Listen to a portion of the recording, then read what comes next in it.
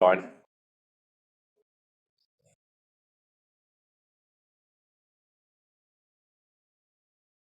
Behind him.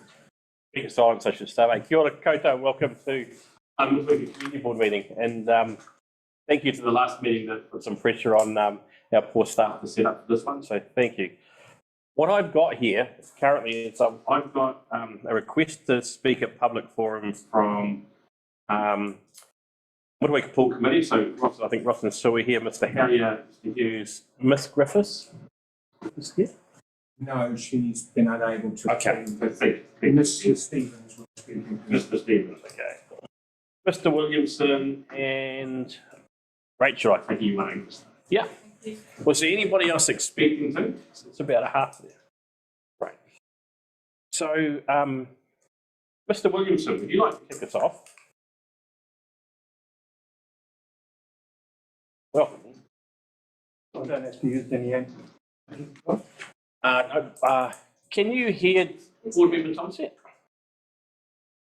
No. Where's the close? Welcome in. We stand here and speaking out of the Yeah. Put the microphone It's there. here. There we go. Mr. Chairman and members of the Community Board, could an update please be provided on the improvements intended for the intersection of Wakarera Street and High Street? In the meantime, could some of the rough patches in the tar ceiling be repaired to prevent a sharp jolt, especially when it is raining? Yeah. Could an update please be provided on the potential sites being considered for a friendly dog park? I understand Lynn Hall is responsible for this provision.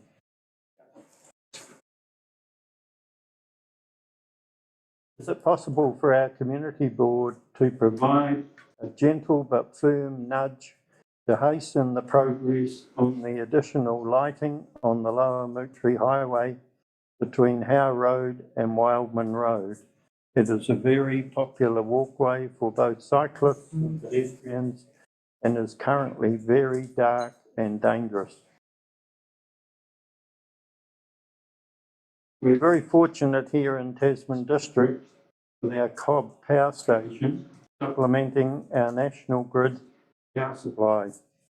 A very interesting article in the Christchurch Press of the 18th of June to show you.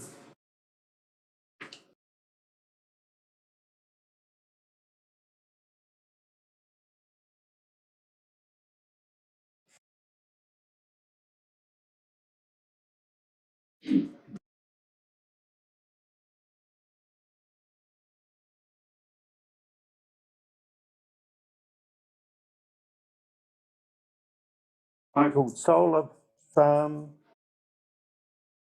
would power all of Mid-Canterbury. The joint venture formed by the UK-based Hive Energy, Ethical Power, and Solar Southwest in 2021.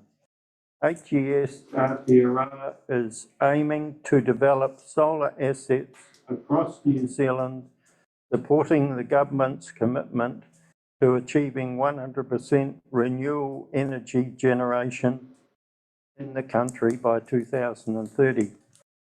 I used to work in the same power board as Roger Sutton, and we'll be happy to follow up a contact with him to see if Tasman Nelson could get a priority selection.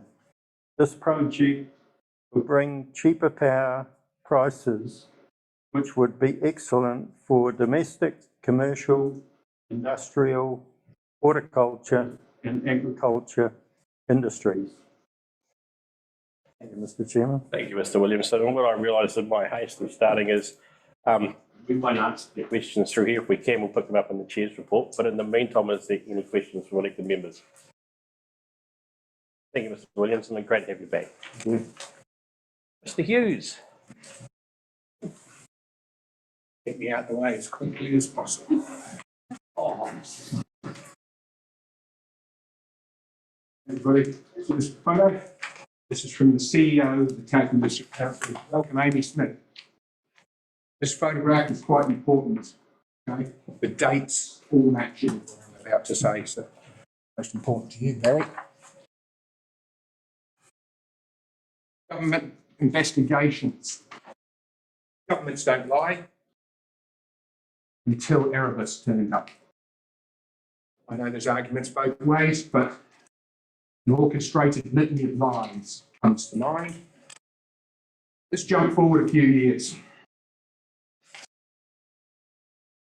Mr. Dennis Bush-King, under the guidance of the CEO, found that all staff had acted more than professionally and helpful in regards to me breaching the Building Act for simply buying a custom-built caravan. It was later overturned, of course. But they have up until now fervently denied any wrongdoing, despite even the Ombudsman stepping in with a warm and fuzzy apology. Jump forward again. The buried cars. There was an investigation done into the buried cars after myself and my colleagues presented one of the cars that were uncovered, which were buried by the Tasman District Council with all contaminants in place in our riverbeds, people, in our riverbeds. They initially denied it, then they said that they were cleansed before they were buried with the owner's permission. I have written confirmation that the owners gave no such permission and have spent the last 4 years trying to get people to help them. Gosh, this is emotional. I feel like Inspector Parade. So, they denied that the car I presented to the board was actually one that they dug up. And they considered, I don't know what, that I'd somehow got hold of another wrecked, mangled car full of gravel and we manhandled it with the help of Brett Stevens' car lifter and brought it down here and filled it up with gravel as well. But they denied it. They said, no, this is not the one. Despite even Cherise Sevignon coming back to them saying, you sure you want to deny this? And wanting to give her all the facts? No, they carried on. So in finishing, I beat them. I showed them that they were wrong. No apology given to Nick. Nothing. Let's just finish. Yes, we now say this for car. Now, one of the things, and Mr. Kirby always has my utmost respect here, and this is one of the most difficult things I have to say. I now have proof, Richard, that unfortunately your investigation has a serious flaw in it. You contacted, I take it, Taylor's Contracting, and they advised that the car that they dug out initially, and they misled you. Well, I have some evidence here, and the evidence suggests that you were perhaps misled by your own associates. The photograph I show there is from before the vehicle was dug out. It clearly shows all the wheels, clearly. I've even blown up a few. And this comes from the CEO's office herself to Dennis Bush-King for discussion. So the CEO knew in November and December that the car that's uncovered that TDC dug up was in fact had wheels on it. And they didn't pass that on to you. So I think on behalf of Councillor Dowler here, who has also been misled, that an investigation has to be carried out. There's no other option. To at least, I hope I'm wrong. I hope I'm wrong. But the evidence suggests otherwise. That's all I'm saying. The evidence suggests otherwise. I've got lots of other statements from the Youngs. That photo possibly has come from a TDC worker. And it's possible that this was under the instructions of the mayor himself. What seconds? Thanks. I can't do this all by myself. Thank you. Thank you, Mr. Hughes. Mr. Hattier.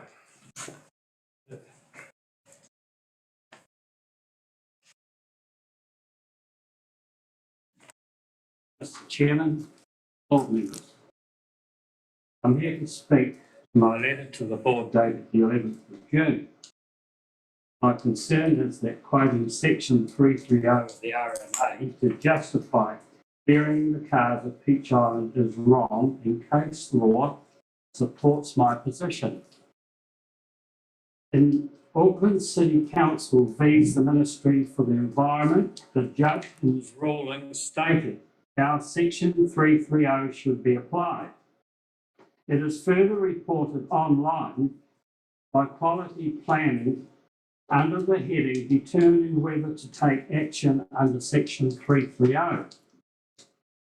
Section 330 applies where an authorised person is of the opinion that any matter over which it has justification, it has jurisdiction, is affected or is likely to be affected by either. Pardon the mistake. An adverse effect on the environment which requires immediate preventative or remedial measures, or any sudden event causing or likely to cause a loss of life, injury, or serious damage. In comparing the first part of the judge's advice with the actions of the compliance officer, several questions arise that we would like the board to have answered on our behalf. These are: was the compliance officer authorised in forming an opinion on the matter of burying the cars under Section 330? Did Section 330 actually have jurisdiction on the issue, given that the state of emergency had been lifted? How was the environment actually being affected by the cars where they had been washed up? What would the adverse effect on the environment have been if the cars had been moved to where they could have been collected? How did burying the cars with toxic automotive fluids enhance the environment? How did burying the cars with toxic automotive fluids be a preventative and remedial measure? Was there actually an adverse effect on the environment that required the immediate burial of the cars? On the second part of the judge's findings, what was the sudden event the compliance officer expected that necessitated the burial of the cars? Were the cars likely to cause loss of life, injury, or serious damage to property where they were? Being authorised, surely he was competent to realise the dangers to life, of injury, or serious damage to property should the cars or parts of them or the toxic chemicals in them get washed out. Why wasn't he? These are questions that relate to the first dumping of the cars under Section 330. What section of the RMA permitted the council to dump the car a second time? It certainly wasn't Section 330. Is it not time to come clean and admit that Section 330 is a stretch? That this activity is actually a breach of Section 15 of the Litter Act, an act Mr Humphreys relishes imposing on ratepayers, and do something about it. For a start, how about imposing Section 15 of the Litter Act on those involved? Thank you. Mr. Young. I'll leave this here. Thank you. Thank you. Mr. Stevens? I called on the board about this topic some time ago. Obviously, I had a vested interest in it being subject of a lot of unwanted surveillance on my farm, and was found guilty of parking cars that may leak oil and coolant, and heaven forbid, and one of the various trips they did to my farm. There was 100 photos taken in all unannounced, I may add. And it was like the end of the world. And then Mr Humphreys wrote me a letter, which they'd found some tyres, and heaven forbid that was something you just couldn't have near waterways. And I'd used tyres for erosion control, so I had to take all those out. And so this topic of burying cars, and given that I tow cars from natural disasters, as I did in Gita, irked me a wee bit. So I called on Mr. Ogilvie and Mr. Ogilvie spent over an hour at my office, and we went over this topic. And he assured me he was going to go out and have a look into this. And 2 months went by, and I had to ring him up, and he told me he'd sent me an email. I'm sorry, I didn't get an email, so it must have been a text. Well, I didn't get a text. So anyhow, Mr. Ogilvie then assured me that he'd done an investigation. He was very happy with what had come out of it. So I suggested to him that he'd been lied to, at which time Mr. Ogilvie then said, I'm sick of your bullshit and I'm going to hang up on you, which he duly did. So this is the first time I've been able to respond to Mr. Ogilvie. So I find it with great interest what's coming out now, and unfortunately I think the bullshit is on the other foot. So there are serious fines and consequences for this sort of behaviour, and TDC saw fit to administer them to me, my family. And I think the time has come where TDC need to be looking at themselves and finding them. Yeah, that's it. Thank you.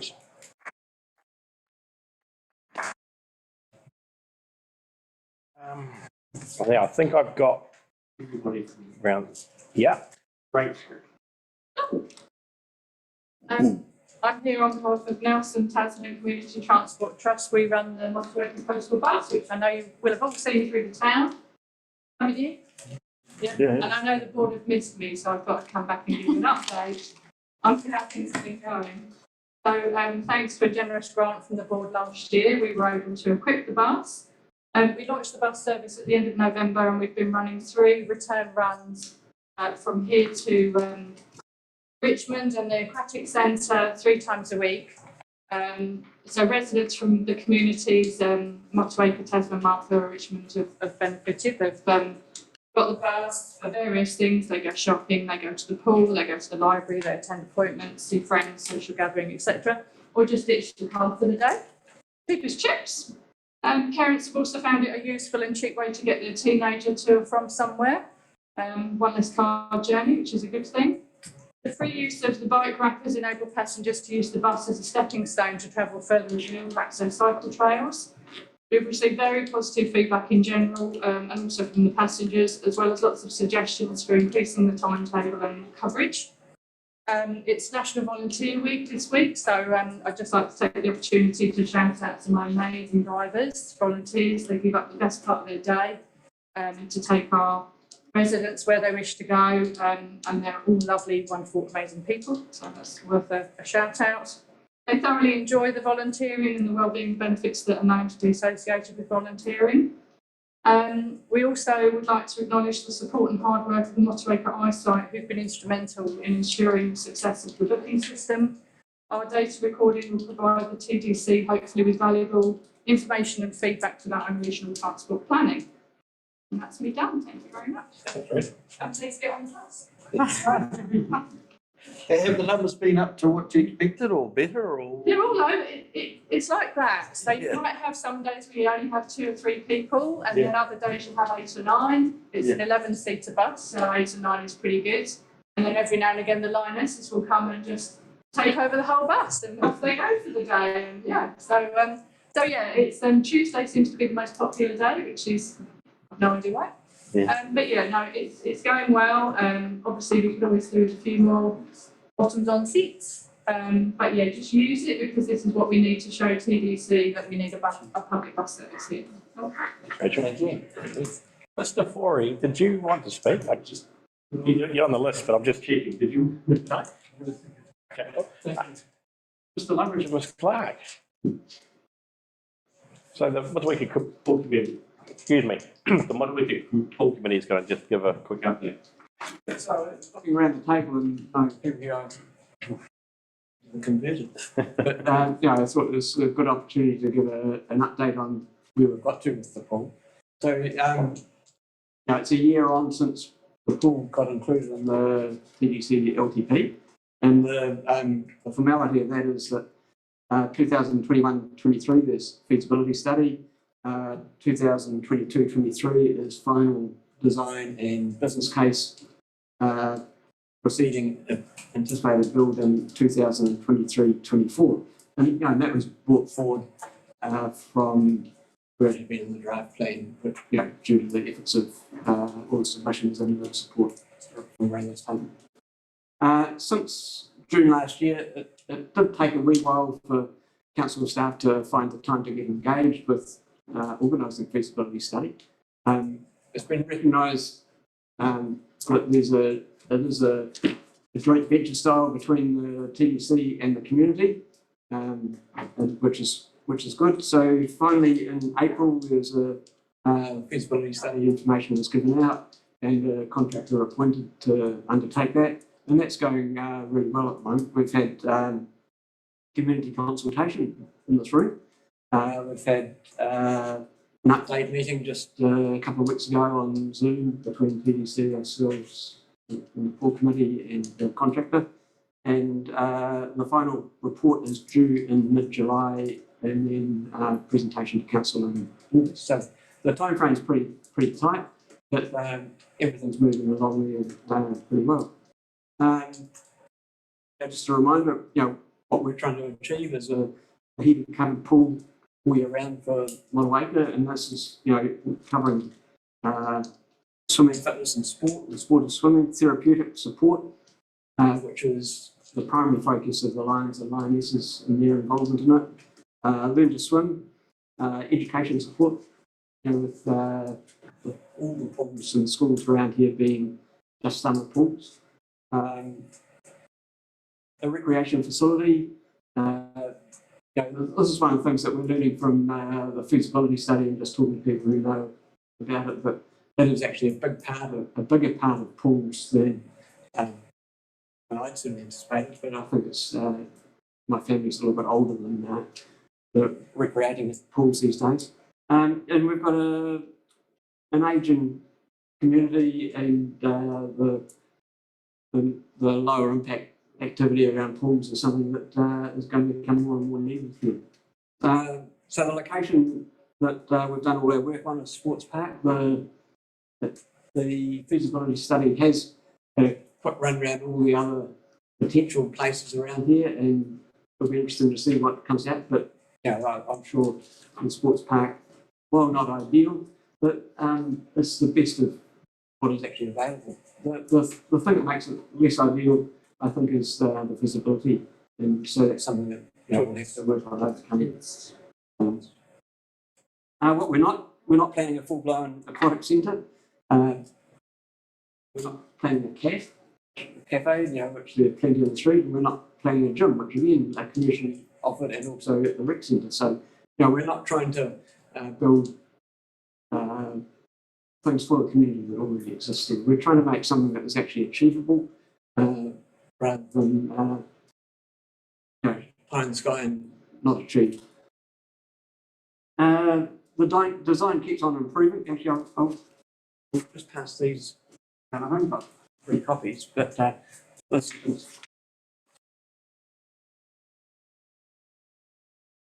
Yes. And unfortunately, I haven't got a colour printer at home, so black and white. This is the latest design, and again, it's a concept that shows the lane pool, therapeutic pool, sparkle, and toddler's pool, along with the different changing rooms and the different equipment rooms that are in there. One of the key things coming out of our discussions around the feasibility study is it going to be a 4-lane pool or a 6-lane pool? And the submissions into the LTP plan was for a 4-lane pool, on leaning heavily towards the achievability, but just looking at the future and making it future-proof, and the population numbers for Motueka Ward, that I'm sure it's going to look at 4 or 6, and there will be a push for 6. So you've got that. As time goes on, you realise that the requirements for pools just keep on going up and up and up, as far as the specifications and access, you know, potential for ramps or footsteps, you know. We have been thinking of, you know, having, you know, hydraulic lifts, you know, water-powered lifts in and out, but the idea of people don't really want to use those things. They'd rather be able to get into a pool under their own steam. So that's something that we've got to look at, how to fit that within the structure without blowing anything out. So when the LTP was put together, we had submissions saying $3.5 million is what we submitted at the time of the final deliberations.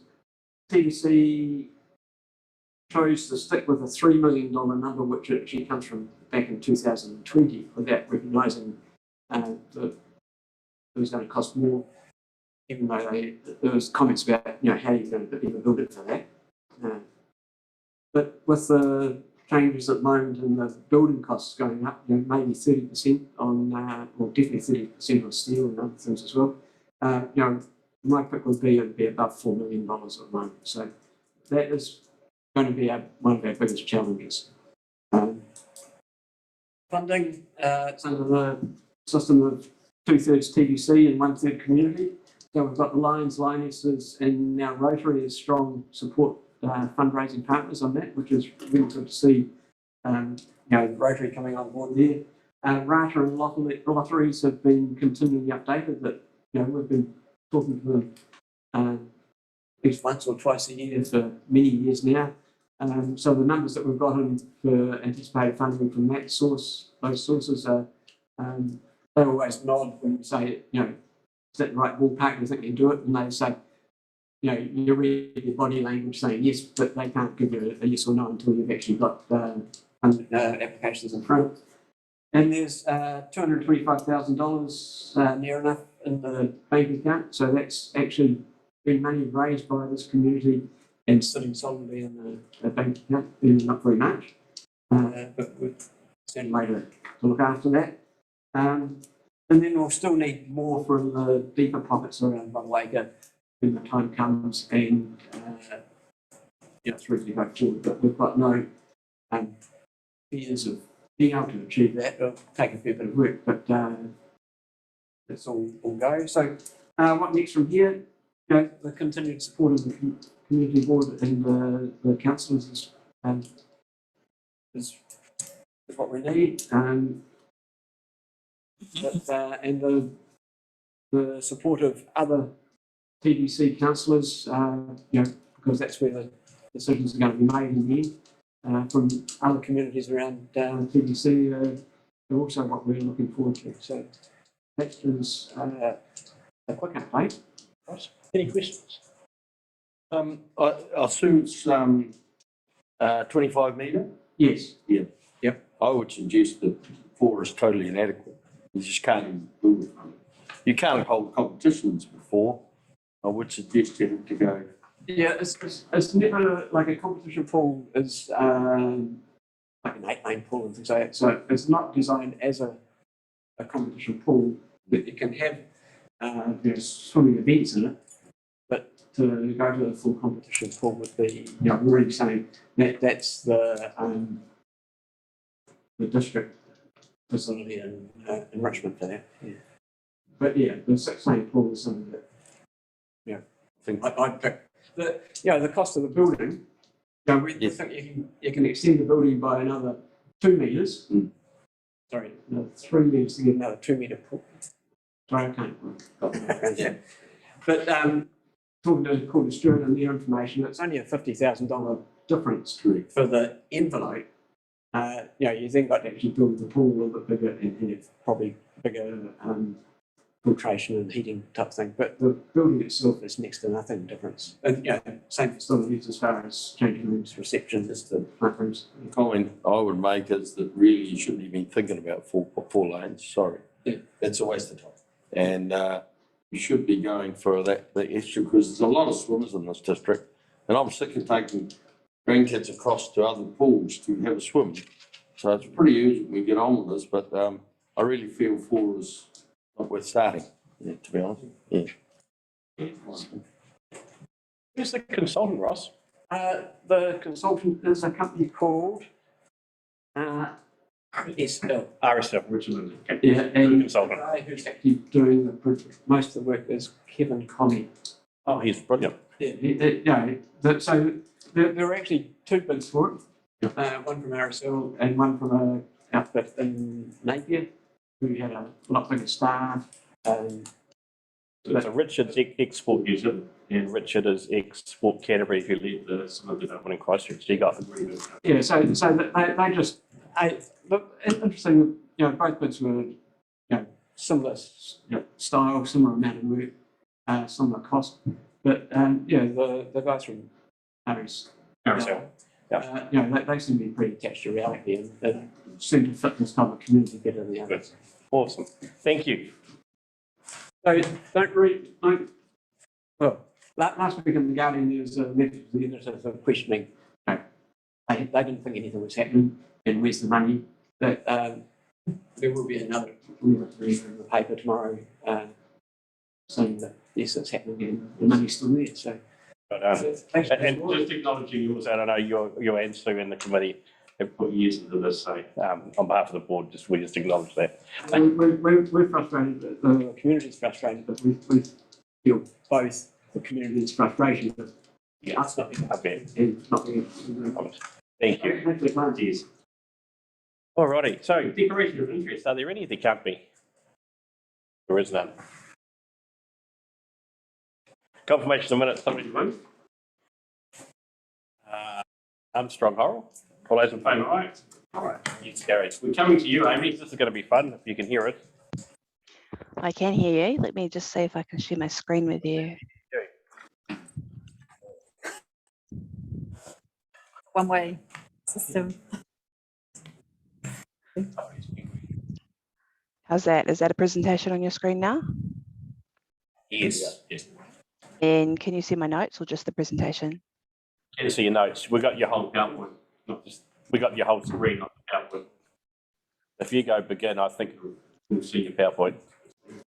Yeah, as long as I don't lose my notes. You lose your notes? They're down here. I'm going to be looking down, so just ignore my face. Kia ora koutou, ko Amy taku ingoa, ko taku mahi kai tā tare kaupapa I te konahira o te tai o Aorere. Hi, I'm Amy. I'm an advisor in the strategic policy team here at TDC. Thanks for the opportunity today to present to you and tell you about this funding opportunity and what it might mean for the Motueka community. I'm also here to seek your input into the process ahead of discussions with iwi and recommendations back to Council. So today I'll cover a bit of a background. What is the funding? We'll talk about the strategic opportunity and Council's focus and then the next steps and process from here. So the Three Waters Better Off support packages provided to the local government sector and our communities through the DIA. It recognises the significance of the transfer of responsibility for water service delivery. We do note that it's in two tranches and the second tranche could be impacted by a change of government.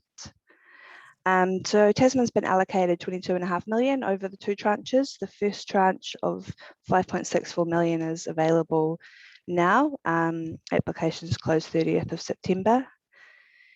Success needs to be measurable, so they're looking for output-based milestones. It doesn't have to be capital works or require co-funding, but it's not really for BAU or Three Waters projects. In preparing our application, there'll be some community support considerations, so we'll need to show that consultation has happened, or it might be needed for any new projects and initiatives, and they'll also require us to do a brief wellbeing assessment, setting out the expected benefits of the program. So the projects have to be delivered within 5 years, and as I've mentioned, it can be new stuff or planned investment or a mixture of both.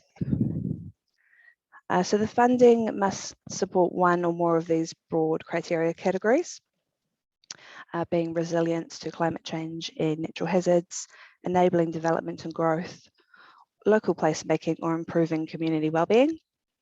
Pretty broad categories, ticks most boxes for most projects. The DIA guidance has indicated that our funding proposal can include multiple initiatives, programs or projects, perhaps grouping them by a theme, and the timings could look a bit like this. Existing initiatives would be stuff that we've already scoped, and that would look to reduce the cost impact on the community and enable us to deliver it earlier. New initiatives could help support a new purpose or role for councils in a post-Three Waters world, perhaps more of a focus on placemaking and moving past our current core activities to meet strategic priorities. So the list of planned and new initiatives that could be included in our funding proposal is really long. It's a significant opportunity to strategically invest in the future of Tasman District, and we need to consider our own context and priorities as well as the purpose and priorities of the fund, and pull together a program of work that aligns with this focus. Last month, we workshopped this with Council to understand how they might want to use the funding, and we framed the discussion in the environment of our short and long-term context, as well as that clear purpose of local government. And we also framed it in terms of Council's existing strategic and LTP priorities. We suggested that they might want to think about a range of other things, including the geographic spread of projects around the district, the benefit or where that fiscal benefit might be seen, the fact that the reserves fund is building. They could consider internal TDC projects or external facing investments. They could look to think about OPEX versus enduring benefit, intergenerational benefit versus short-term gain, where there might be other possible co-funding sources and the impact that including a project might have on that. They could think about a mixture of smaller quick wins and larger initiatives, and whether they look at tranche 1 by itself as a guaranteed pool of money or look across tranche 1 and tranche 2. There is some requirements around engaging with iwi. Tranche 2 must be developed together with iwi, and staff suggested that we can start this engagement now with tranche 1. We also were pretty clear that there's a bit of a caveat that the short-term consultation constraints for any new unconsulted projects. So the timings are really tight. We weren't confident we could run a solid consultation process before getting our application in by the end of September. So what did Council tell us? The direction from the Council, they took into account the fund priorities, the wider context, their own strategic priorities and the other factors. They had a look at some existing and new initiatives that aligned with this focus. They also discussed the work that we need to do in financial year 22-23 to meet the minimum requirements of the Water Services Act, which came into effect last year. Those costs are approximately $1 million. In the annual plan consultation recently, Council indicated that explore whether some of this funding could be used to reduce the impact of the increase in water rates. And at the workshop, Council indicated that as a priority for the use of the funding. So they further indicated their priorities in considering how to use the funding were spreading the spend and the benefits across the district. They wanted projects to be tangible for the community, some effort towards the debt reductions, which is where the Water Services Act comes into it a little bit. They wanted us to explore supporting iwi initiatives and showed strong support for community facilities and climate change initiatives. Didn't really want to use it towards planning or walking and cycling projects because of the co-funding opportunities there. And also wanted us to consider how we could potentially invest it for future use or enduring benefit. So what does this look like for Motueka? Taking tranche 1, we've allocated some of it to offset the Water Services Act costs and also towards supporting iwi initiatives anywhere in the district. We've then taken a bit of a pro rata approach for the remainder of each ward by population. So for Motueka, that looks like tranche 1, $1 million, tranche 2, $3.5 million. The last LTP was very tight spending wise. There's not a lot of projects in there beyond transport and Three Waters. So we've had a quick look around at some potential options. Jumping on the back of Ross's presentation before, the Motueka community pool, we could look to allocate some further funding towards that. either detailed design or land acquisition if that's needed, or contributing to the capital costs. We'll have a conversation next week with the iwi GMs around what their priorities might be, but that could look like supporting redevelopment at Te Awhina.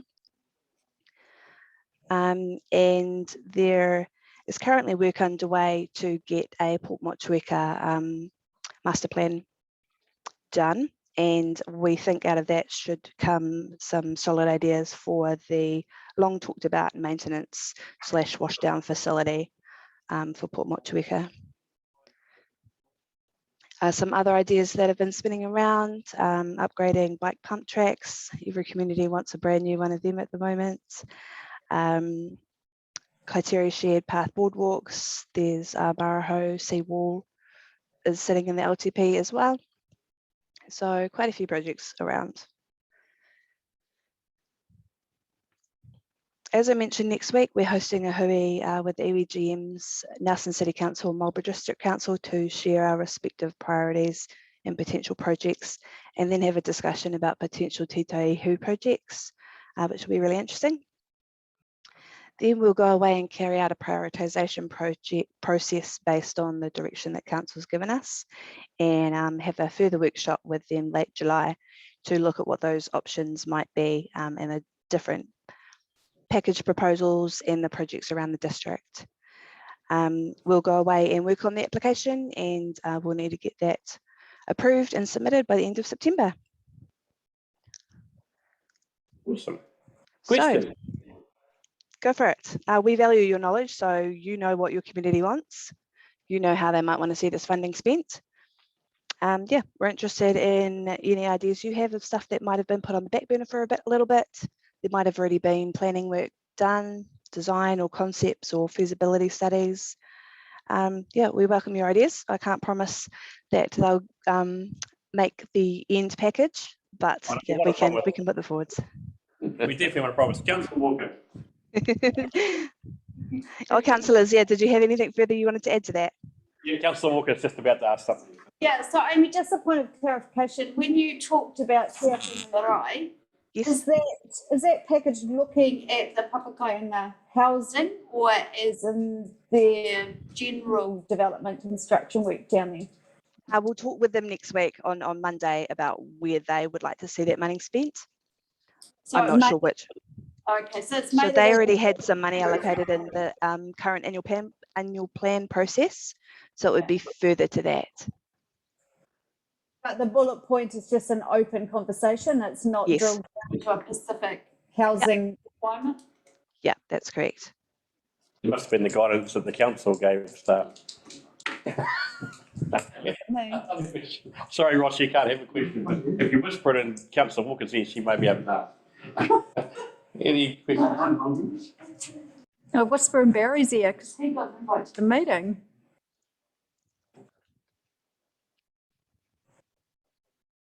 So the split you've currently got, Amy, of the 4.5 for Motueka, is that a guiding split, or is that just a guesstimate? So it's 1 million in tranche 1, which is pretty much our guaranteed pool that we have to apply for before the 30th of September. The rest is tranche 2.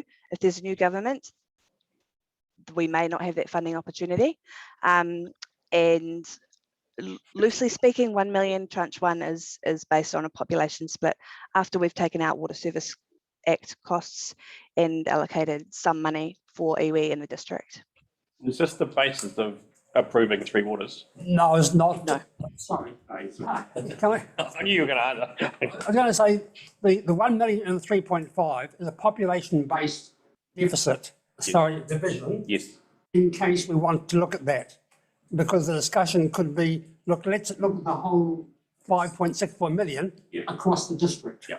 So it doesn't mean we've got 1 million to spend, but that's just an indication. I also want to comment that it was interesting when the pool was mentioned, it was mentioned by 2 councillors, none from Motueka, because one from Waimea Mutri mentioned the pool as a top priority, Yes. and one from Golden Bay mentioned as top priority. So it meant that Barry, Trinity and I could smile quietly to ourselves. Right. Good. Good point. Councillor Dowling. Yeah, just for the board to know, is there any way that the pool or whatever could have some input towards the money if they get the opportunity? Sorry, ask that again. Is there any way that the pool committee or like the people at Port Motueka could get input into the money if it becomes available? So the money would come to council to manage, and it would be based on, like, we have to do quite detailed application with project costs and milestones and split like that. So once that high level projects are agreed, that's when we'll be looking to bring other groups into the conversation. Does that make sense? Yeah, that makes sense. Yeah. Any other comments, questions? Deputy Chair Armstrong. Thanks, Amy. After the general stuff in the first 5 minutes, you talk, it's great to see some actual concrete ideas that have come up already. It helps to solidify in my mind what is possible. The third one, the Motueka maintenance and washdowns, the Port Motueka, sorry. I actually wasn't aware that that was in the LTP somewhere. I don't recall having read it. Is that a separate program that, or project that some people have suggested, or was this one that it's gone past over my head before? I don't know if it has funding allocated to it, but it is in the LTP, and it's in the perhaps enterprises activity management plan. So it's talked about as a small boat maintenance facility. The location TBC, but the indication was somewhere around Port Motueka would be best. I think Golden Bay might be hoping it head over there, but yeah. Yeah. Follow up on that. You also mentioned, I think, when you were talking about that one, about a site design for the whole of the Port Motueka. Was that in what you meant? The whole of that area there could have some work done on how the whole of Port Motueka and right round to the foreshore could be improved? So the team here are currently preparing a scoping document for consultants to prepare a Port Motueka master plan. So that's where that would be included. Okay, thank you. I think that's it. Thank you, Amy. Cool. I can't tell if I'm still sharing and I've lost my controls. You are So sharing it. There's a whole lot of emails up there. No, so Emma, if you can check me out, that would be great. Oh, and feel free to come back to me if you do any further thinking, and you've got any further ideas to add. Otherwise, I think in terms of, before you go, I think in terms of the board, we would support the number one project that's sitting on your timetable, timely in terms of the presentation today. Cool. Thank you. Thanks. Ka kite. Yeah, well done. Mr. Hollier, it's always good to see you. Come join us. Mr. Maru, we're going to have a discussion on the Better Fund, because from, I think, our points of view, some comment from the other board members would be helpful in terms of where they see a priority for Motueka. If we want to. 5 minutes or so, Barry or Brindy. I think you summed it up. Okay. I think, I guess from my perspective, the project that's at the top of that list has waited a long, long time. Yes. It's got solid community support. It's got an amazing amount of working to date rates funds in terms of a project that's taken so long, and it's in that process of final feasibility. So I'd hate to see too many that watered that down. Yeah, be fair. So I would see probably the top two as being the ones that could probably be your priority. But other board members. Right, you're right on the case there, and in my opinion, that's top priority in the town. It really is affecting sport, water sports here, which we've now proven we've got some actually very good high performance water sports people, and having to travel godly distance to do it, and it's just not good enough. We're a town big enough to support a heated pool, and we need a heated pool, and I think this is where our priorities have to aim. Councillor. Through you, Mr. Chair, the reason that I brought up bullet point 1 and 2 is that I wouldn't feel comfortable if it wasn't going towards housing. number 3 would certainly jump up to number 2 if it wasn't addressing a housing issue within our community. But I totally endorse where number 1 sits. Yeah.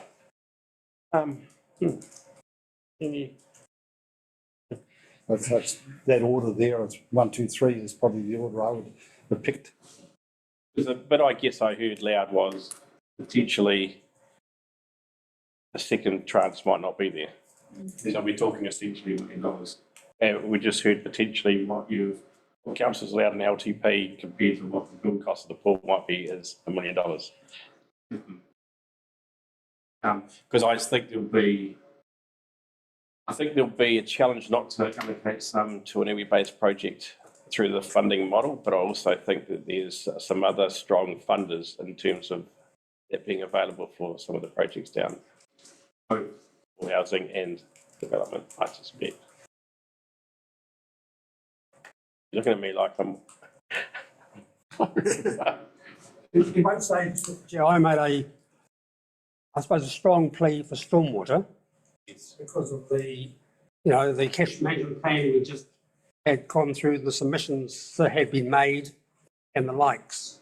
And also on the basis of comments from council staff that this was money coming because of the 3 waters. Yes. Yeah. It should never be attached to either domestic water, wastewater or stormwater.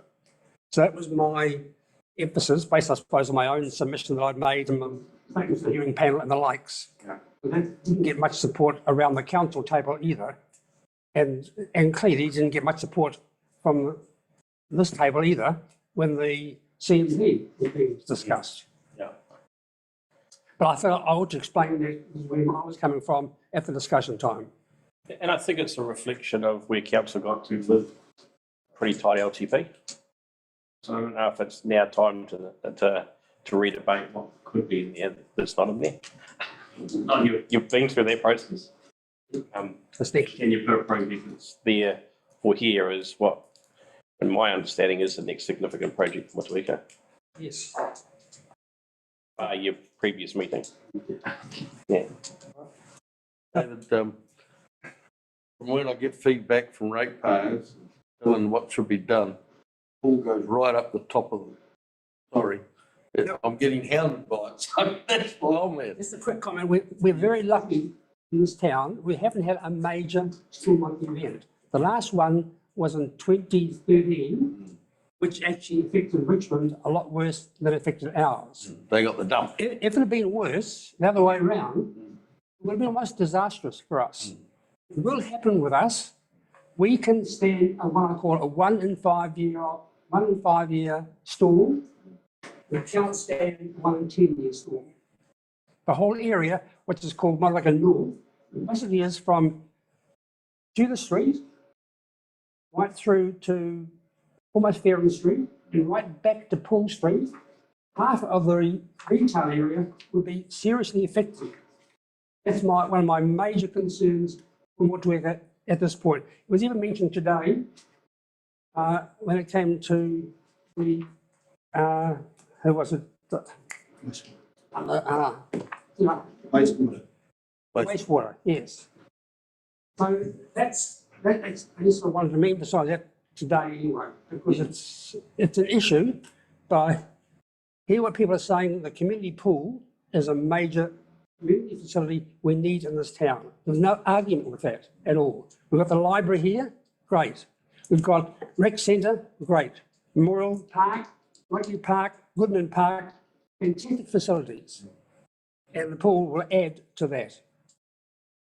So that's my personal, is don't really litigate all the work that's been done to get this your priority project. Is that okay? Mr. Holliday. So on page 24, I think if you've got a hard copy like myself, we're going there. Yeah, big pile. Yeah. Do you want to take us 5 points and lead us to recommendation? And Richard, thank you. I don't know if it goes in the future without jiggling. It's on a thread. So tough and safety with these cords. The speakers obviously work okay. Joni's going, yeah. Joni. Oh, It's good, external. Bit echoey, but there's some settings we need to play with. Mr. Holly, bring your hands. Thank you, Chair. The report on reserve financial contributions addresses a number of things. First of all, it gives an update on the current status of the reserve financial contributions account for the Motueka ward. It talks about the projects in the reserves and facilities area, so that's funded from the RFCs that we're proposing for the next 2 financial years. So last year, being the first year of the LTP, we presented you 3 years. This year, we've completed 1 year, and so we've got another 2. And also looks at the Special Purpose Committee for halls and community centres capital projects and maintenance requests for the 22-23 financial year as well. I'm happy to sort of step through section by section if you want here, or else I could just take it as read and answer any questions. Is there any questions you want, or do you want to step through? Yes, answer the 2 questions. Well, let's quickly step through. You know, how about we step through one by one? Yeah. So if we get a start in terms of page 25, is it? I haven't got the page numbers, but section 4.1, the report, and I'll focus particularly on the tables, Chair, if that's right. Yeah, great. So the first one, first table, table 1, shows the budgets included in the annual plan for 22-23 and for 23-24. And shows the income, so that's the money we receive from developments and subdivisions, and then we have some operating funding that we apply out of that account. So those is the monies we spend in relation to the financial contributions, so the valuation fees, and then there's a grant that we make to keep Motueka beautiful each year for the projects they do of $10,000, and then there's a couple of transfers. The transfers relate to money that we move for district-wide projects. So, and then the applications of capital funding is a summary of the different categories we have for the capital projects, and you'll see some years they have budgets and some they don't, and that's just the way they've been structured in the long-term plan. And the details of those come later in the report, so I can come back to that later. But basically, you'll see from the top line there that there's a reasonably healthy balance in the account, nearly $2 million, and budgeted total in the account next year for about $2 million. But yeah, slightly more though. The second table looks at monies that have been spent in this financial year, so 21-22 financial year. That's in the year-to-date actuals column. And then where budgets haven't been completed during the year, it's proposing a carry forward of the remaining funds for those projects to next financial year, 22-23, or to the following year of 23-24. And I'll come back to that a bit more when I talk about the projects themselves. The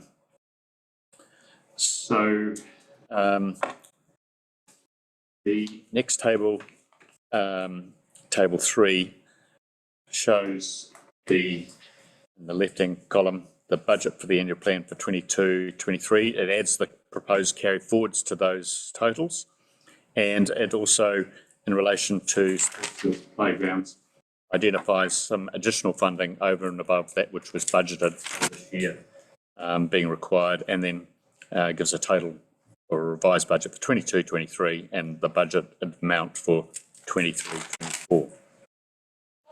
So table 4 then gives a list of the projects under each of those categories that I talked about earlier.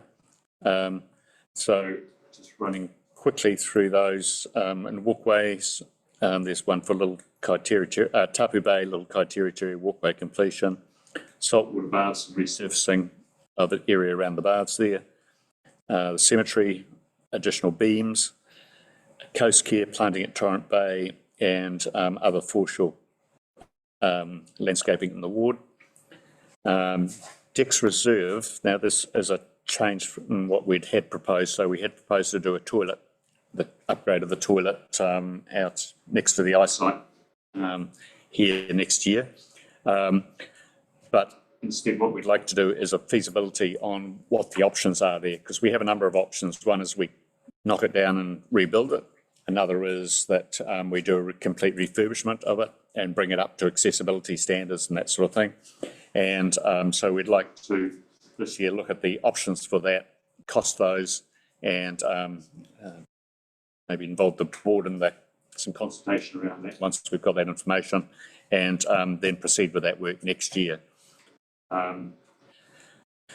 So the next... I'll just make a point there, the toilets in any tourist town at the front are crappy. It really does, it shows. If you do any tourist thing in New Zealand or anywhere, if you've got a grotty toilet, you start to hassle or brand the town that it's got a grotty toilet. So I think it's a little bit of a public front for the town. Okay? So I think the old bulldoze and rebuild might be the favourite option there. Yeah, just a comment, really. Thank you. Then carrying on, the Motueka Quay Old Wharf area we started a project several years ago around landscaping that area at the front there. This is the second stage of that, which was adjustment of some of the parking areas there. It's not the restoration of the wharf area. The Goodman Park, so we had that project in the plan this year. We have purchased a toilets building, and so there's the installation and the plumbing of that. So it's quite an expensive facility, and then the parking on the edge of the sports field there, running parallel to the drain. And then in the 23-24 year, there's a start on the design and consenting for the parking as Sports Park Motueka, and with that being in 23-24, we're hoping that by that stage we'll have more certainty around the pool and the location of the pool and so on. So that will take account of that. The next one is picnic areas and gardens general. So there's park furniture across the ward there. It's something that we have every year, pretty much. And then playgrounds, there's 4 projects listed there. One is the Forbes Bush, some upgrade of the play equipment there. Dix Reserve, the upgrade there, including the accessibility items. And Dix Reserve is one that's carried forward from last year, which was a replacement of the equipment, or some of the equipment there, the modular equipment, which is at the end of the life. And then Motueka Skate Park, we've had significant grant funding now totaling $222,000. We had a lotteries grant recently of $142,000, and we had a rata grant of $80,000.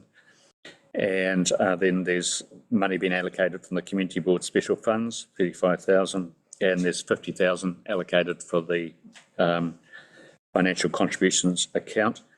So that gives us the full estimated amount for that project. The concern that we've got at the moment is that with price escalations about whether we can have enough for that, but so we're just looking at what other options we've got for around if we have a shortfall there in the funding.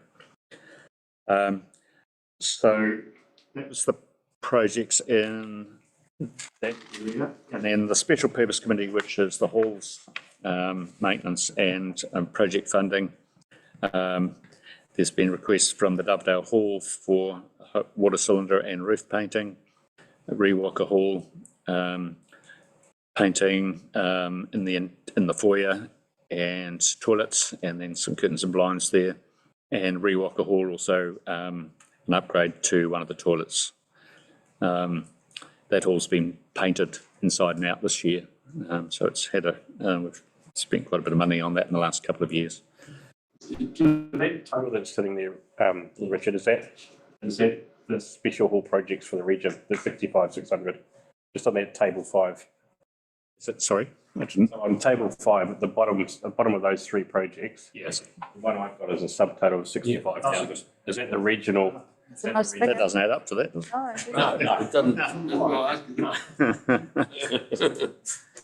I wondered if you'd cut the weaker ones and the other RFC ones to a total of 66. Just a bit of cut and paste going on. The projects are correct and the values of the project. So that will need to be amended in the recommendation. On draft resolution, it recommends the council to propose financial contribution. Is it carry over instead of carry out? The 2023-24 financial year. There's Carry out now. a carry out as well as a carry Over. Okay. Carry. Okay. Councillor Dowler. Yeah, thanks for mentioning swimming pool being part of consideration for the car park and sports park. It's good to hear. Number 2 is the public toilet block here with the new bus service starting in 2024. I think the toilet needs a good once over, if not a rebuild, because it's going to be people waiting for the bus. They have the need. As Richard said, you want something better than see. And last but not least, you talked about the skate park development, possibly blowing in more of the cost. Where are you exactly with the planning on that? Is it ready to tick the box to go, or is it still? We've been waiting on the funding to come in, and now we've got the funding. Yep. So we're ready to go. We've got a meeting with the project manager tomorrow to kick that off. We had a good estimate given, cost estimate by the designer, so one of the issues we have, I suppose, with that is his availability to do the implementation works and the timing of that. And so we really need to get moving quickly now because our funding for RATA has to be, we have to have completed the works by the end of this year. So make sure we keep that funding. The lorries money's already been paid to us, so it's more just accountability for that part of it. Just a further question, has there been a contractor, no appointment of the contractor to do that? Sorry, when I say designer, he's a designer / contractor. He would do the work. A specialist part. Because it means the design, etc. ready to go. Yeah. Yeah. So is there any reason stopping why they couldn't go out and pre-buy material now? Like I went out and bought 50 grand's worth of stuff for my house, saved about 20. So, like if we had somewhere to put the reinforcing rod, which is the most likely thing it's going to go up like a bolt, by the sound of it. Goes up monthly. Is there some way that he can have an estimate of what's required, buy the thing now, buy the stuff now and put it somewhere? Yes, it's just some of the costs like concrete, for example, which still good. That's gone up about 7%. So this higher inflation environment at the moment, there's costs that are just racing away, and so it's really difficult. That's right. The reinforcing steel is probably the biggest, most expensive commodity of anything these days. We certainly look at that. So there's potentially one local fund that we haven't used for this project yet. So if there's some, I think we might need today whether we need to just do that and on the anticipation, but we'll go to that on this one. Any other questions? So if I take you back to my numbered page is page 25 from memory. I agree. Can I just ask the question about the 408,500 for Goodwood Park car parking? That's more than 40% of this year's allocation. And that amount of money for car parking on Goodwood Park, I think is a total waste of money. I'm sorry. Yes. You know, we better spend on facilities other than a car park. We can spend $100,000 on, for example, to add to the skate park. You know, 40% of our money going on to. I do remember having car park. Which is quite weird. Somebody else's right. Used what, less than half the year, and we often only use 2 days of each week half the year. Maybe 3 days if you count in training programs. There was some emails backwards and forwards following the question last meeting about water truck and anything else. The truck is going on the other side now. I think. Yeah. You know my stance. I was adamantly against it, then I supported it. Like for about 10 years, I was adamantly against it. Yeah. I hear what you're saying, but I know it's been a project that's had a lot of time and planning. And I don't know if I did get, but from memory, it's 1 or 2 net car parks at the rec centre for the layout of the size of the building and the capacity from memory last time it was consented. So I don't know if I'm still here. So that's without the park. And, you know. Spend 480,500 on a car park. Maintaining a fair bit of the Goodman Park anyway. Last weekend when it was wet, there was no football on at all. That happens on not a regular basis. So its use is very low. I know it's used, but this really isn't for the rec centre. This is for Goodman Park. I guess it's for the precinct. Day, most of those cars can park either in the rec centre car park area, or they can park outside on the slopes, near the skate park, etc., etc. There's plenty of room. I think we had that discussion last time, wasn't it? So post-COVID, probably pre-COVID, there was car park deficits more than 3 times a week there. So it was touch rugbies, it was movie floors, that sort of thing.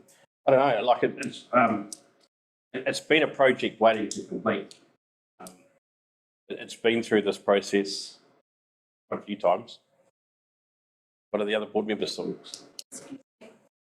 Emma, is there any way we can turn something off from making me sit here and freeze? That's my first Oh, it's question. beautiful. Is that easy? That's why I'm feeling comfortable. Probably no one else is as cold as me, but I have about 6 layers on. So going back to your question, I thought we had asked for the design to be tabled so that we could understand where this park was, the car parking was going to be.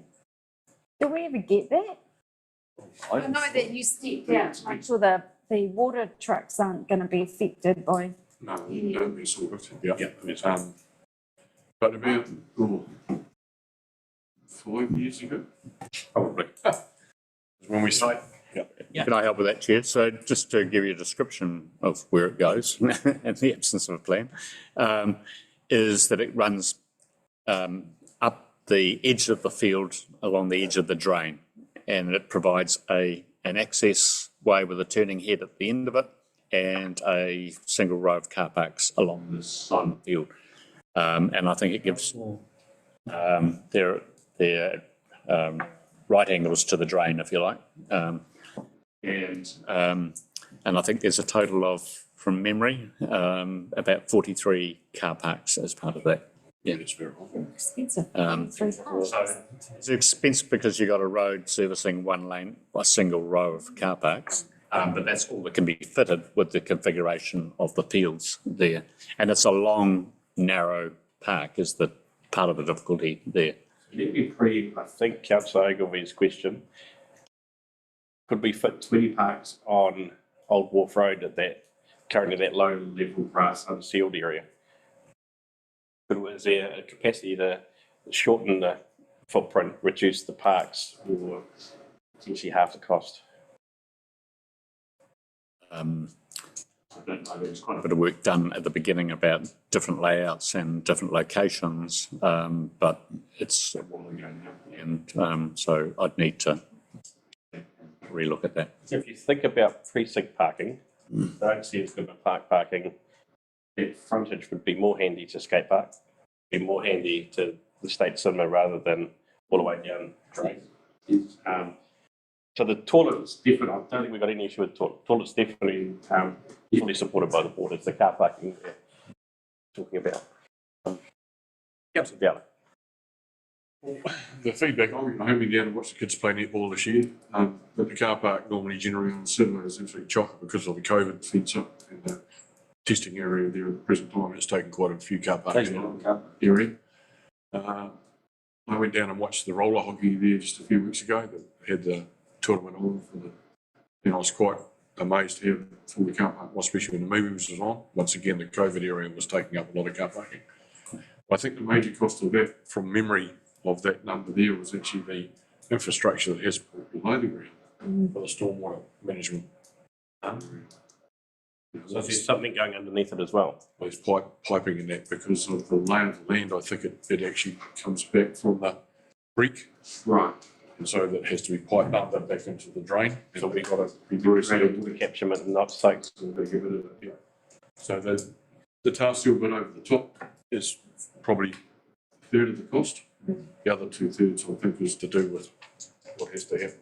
Dig out, replenish, put the pipes in, fill the channel, rah. It's very expensive, I must admit. I also feel that knowing what we put up at the sports park at Rugby sometimes when an ambulance is called if someone gets injured, very tricky to get an ambulance out on a slippery grass paddock.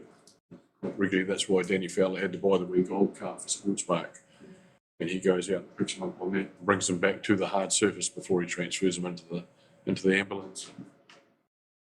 Where if a car park there would be very handy to at least get something down where they don't have to cart a person who was injured too far by manhandling. Just my personal opinion. Seeing what happens down there when there's a broken ankle or something like that. Which now soccer, should I call it football, is playing there more regularly and training at nights as well. If we leave it for 2 years, it's going to be at least 50% more. That's my concern. I know it's up there at the moment. Yeah, it's been, once again, a lot of swimming pool planned for a number of years. And sort of coming to fruition. I'd love to see that money go to the swimming pool. Yeah. Or the car parking at the rugby field for the swimming pool and for the rugby. Or not necessarily rugby, whatever's on the sport park. There's other sports there too. But I mean, that's sort of an imbalance. It's your opportunity to make a strong recommendation for this. I really love to look at it. Well, it's in front of you. We're about to ratify this, so you're looking at it now. Mr. Elliott. I mean, that in the management plan process for the ward, that car parking in that area was very heavily supported, and it's quite strong recommendation in the management plan related to that. I accept that point that Richard just made. But I think if they'd known it was going to cost $409,000, that support wouldn't have been quite so strong. They would have said, look, there must be a lower cost option than this. And I think even Gary has said on it by saying, look, what Richard Holly has mentioned, let's try and do the sign on Old Wolf Road. And by doing that, making drainage into either the Woodlands drain or the Cook drain up the road a bit, it's achieved. It's really going present actually. But it's, yeah. You know my position is I'm not. So I haven't changed it in 12 months, Mr. Chair. the problem I have, Councillor Ogilvie, it took me 10 years to change mine. I'll be here in 8 years' time. Board member Thompson. I really apologise for my lack of speaking. I'm not feeling that well, but I just want to support David's stance. My perspective is that it's a lot of money. It's like 10% of the library, and people are complaining about that cost. If I don't think they'd be I don't think ratepayers would be comfortable with $500,000 being spent on car parking. I think they'd see it as being better utilised something else.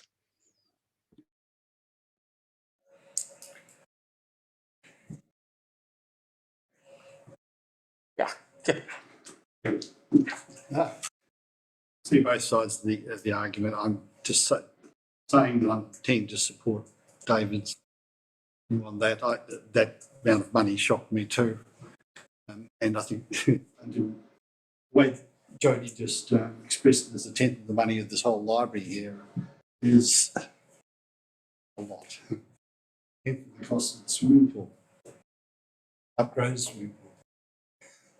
Councillor Walker. Yeah, through you, Mr. Chair.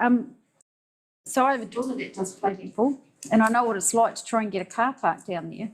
You should buy it, councillor. But if they, Thank you. you know where I live? Who sits on my legs to get here, literally? In the road, I'd have to travel on a whole different argument. Anyway, that aside. And you just proved that we're going to get cars forever. In the state that we currently sit, we don't know how long we're going to have a COVID testing station taking up a good chunk of our parking. And I too sit here very uncomfortably thinking, why would we sign off on that much money to get, 43 car parks when I've got people living in cars in my community, freezing cold? And even if we had a lovely pool, I don't know if they'd access that at this minute. I guess my question is, in light that we've lost parking with the COVID site, and I don't sit comfortably signing off or having a say on this 409, 408, I do get that we need more car parking down Old Wharf Road. And is there any way, even though I know Richard said, Ms. Holly has said, we've done all the work out well before my term, that it's kind of a done deal, but is there any way we can revisit relocating that car parking? Absolutely, right now we can revisit revoking that allocation of funding, but this, and I the get council the is doing the same thing. I totally get the emergency, and I know what it's like when a kid breaks their limb on a netball court, and it's hard enough because you can't get the ambulance to the netball court, let alone the far end of the field. So I totally hear the health and safety side of it. But as somebody that signs off on the voice of my community, I feel very prickly about. The other challenge this year is my understanding the walking and cycling strategy has been signed off, which removes cycle parking from Old Wharf Road. So where are they going to park? Because the strategy says there's cars, but you just proved that you're going to drive the sport. That's the challenge. But in terms of corridor around the walking and cycling journey. but in terms of in this moment, this board can recommend that that's removed from the line if that's the case. Leave the toilet and remove the parking. Oh, definitely the toilets, that's fine. So I'm sure that Councillor Ogilvie would like to make a motion to the effect of removing it. I'll move. Is there any other consequences that we've missed? So it's in the reserve management plan, it's a strong recommendation. Has there been other key stakeholders that are football expecting car parking? Has there been? Well, it was signalled through the management plan that it was a project that was supported, yes. And there is some sunk cost too in terms of we've already done design and condition drawings and so on. So, I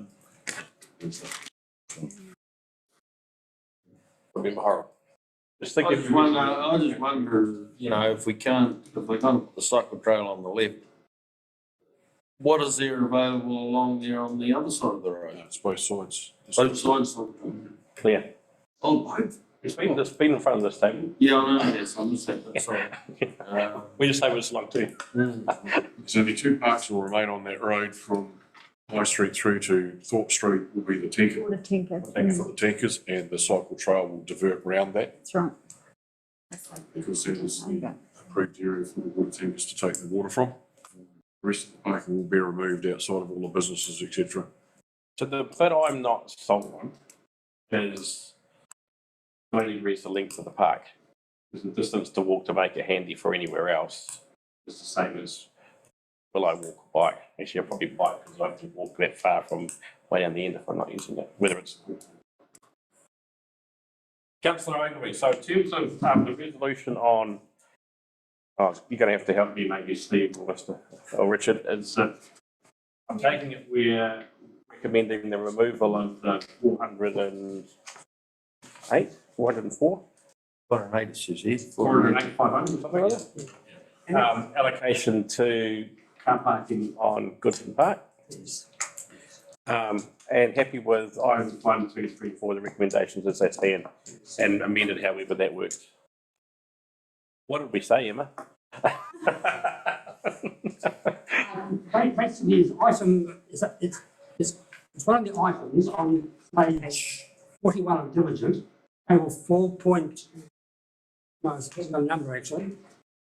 So we received some reserves financial contributions report. We recommend the council reserves financial carryover. Recommends res 5, 24, 25, 25.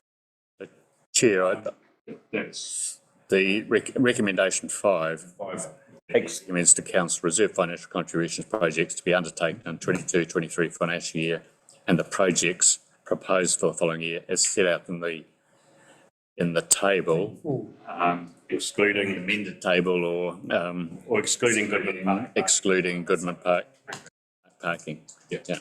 So the other bit we're not going to do is decide where that goes. So in terms of a staff report or recommendation, in terms of if there is something, but that may also make the program delivery doable and workload for you next year with some of those projects that are in there. It's ready to go now, but yes. Yeah. And the other, Chair too, on changes, the recommendation 6 would be recommend to the council the special purpose committee project spend of 19,800 for the upgrades. Yeah.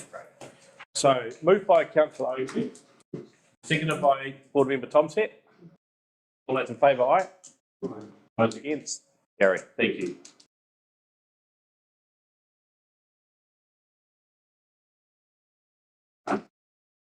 So I guess that also indicate, Mr. Holly, if there's some of those projects in there that's got some creep, just a matter of budget back in do money for contribution that would create a paper to put some extra support.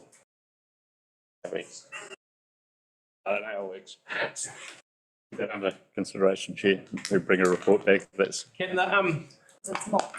understanding the timing of the cycle strategy and some of the grass berms that along Waldorf Road, is it still something that could be? And what I don't want to do is ask Mr. Hollier's team to do some other work in a report or something we just throw out again. Which I actually asked by way of an email today of Drew Bryan, yes, just what the program was for this coming year. I haven't gone beyond that, the cycleways and cycle lanes. Actually, these are going to be cycle lanes on Wharf Road in the strategy. In Brook Street. But whether that's going to happen this coming year, 22, 23, or later, I don't know. Okay. The strategy is, there's a timetable for the strategy. And the long-term plan is 350,000 set aside for cycle lanes in the 22, 23 years. So, what that covers, I'll hear from the room, I can pass it through to you all once it comes through. Thank you, Mr. Hollier. Thank you. It's always a surprise to come to the community, isn't it? Oh, gosh. Okay, we are now on my page 34, item 7.2, the discretionary funds. Does anybody click on the discretionary funds? Yeah. Ah. Is it the doc or is it Taki? Well, Shall I? Oh. yes. Sorry. My name's Cathy Chandler. I'm a volunteer with Keep Motueka Beautiful with Project Yanzoon. And part of my job, my work with Project Yanzoon is going to the dock nursery on a Monday morning. And a group of us there, we grow native plants from seed, we put them into root trainers and pots. And then when they're big enough, they get put out into Tasman or some moss reserves, some go into Keep Motueka Beautiful, and other dock reserves. But while they're waiting to be planted, they get weeds. So we have been sitting on upturned buckets, or we squat. So I contacted the men's shed about making us some stools that would be a bit more comfortable. Yep. So I've just got they did me a prototype of one stool. I asked for 6 stackable stools, but we need funding. So I've just got this photograph of what it would look like. It's a square stool. It's got tapered legs and it's got holes in the corner of the seat so that they're stackable. I do my comment about taking legs. My carry, my puffer jacket. Oh, yeah. Yep. It's beautiful. I like the colour. It's cold. It's good. It's very nicely made, all dovetail joints and everything. Great. Yeah. Great. What's that? That's the stool and that's the top view of it. Oh, So- yeah. So these holes are fixed on that.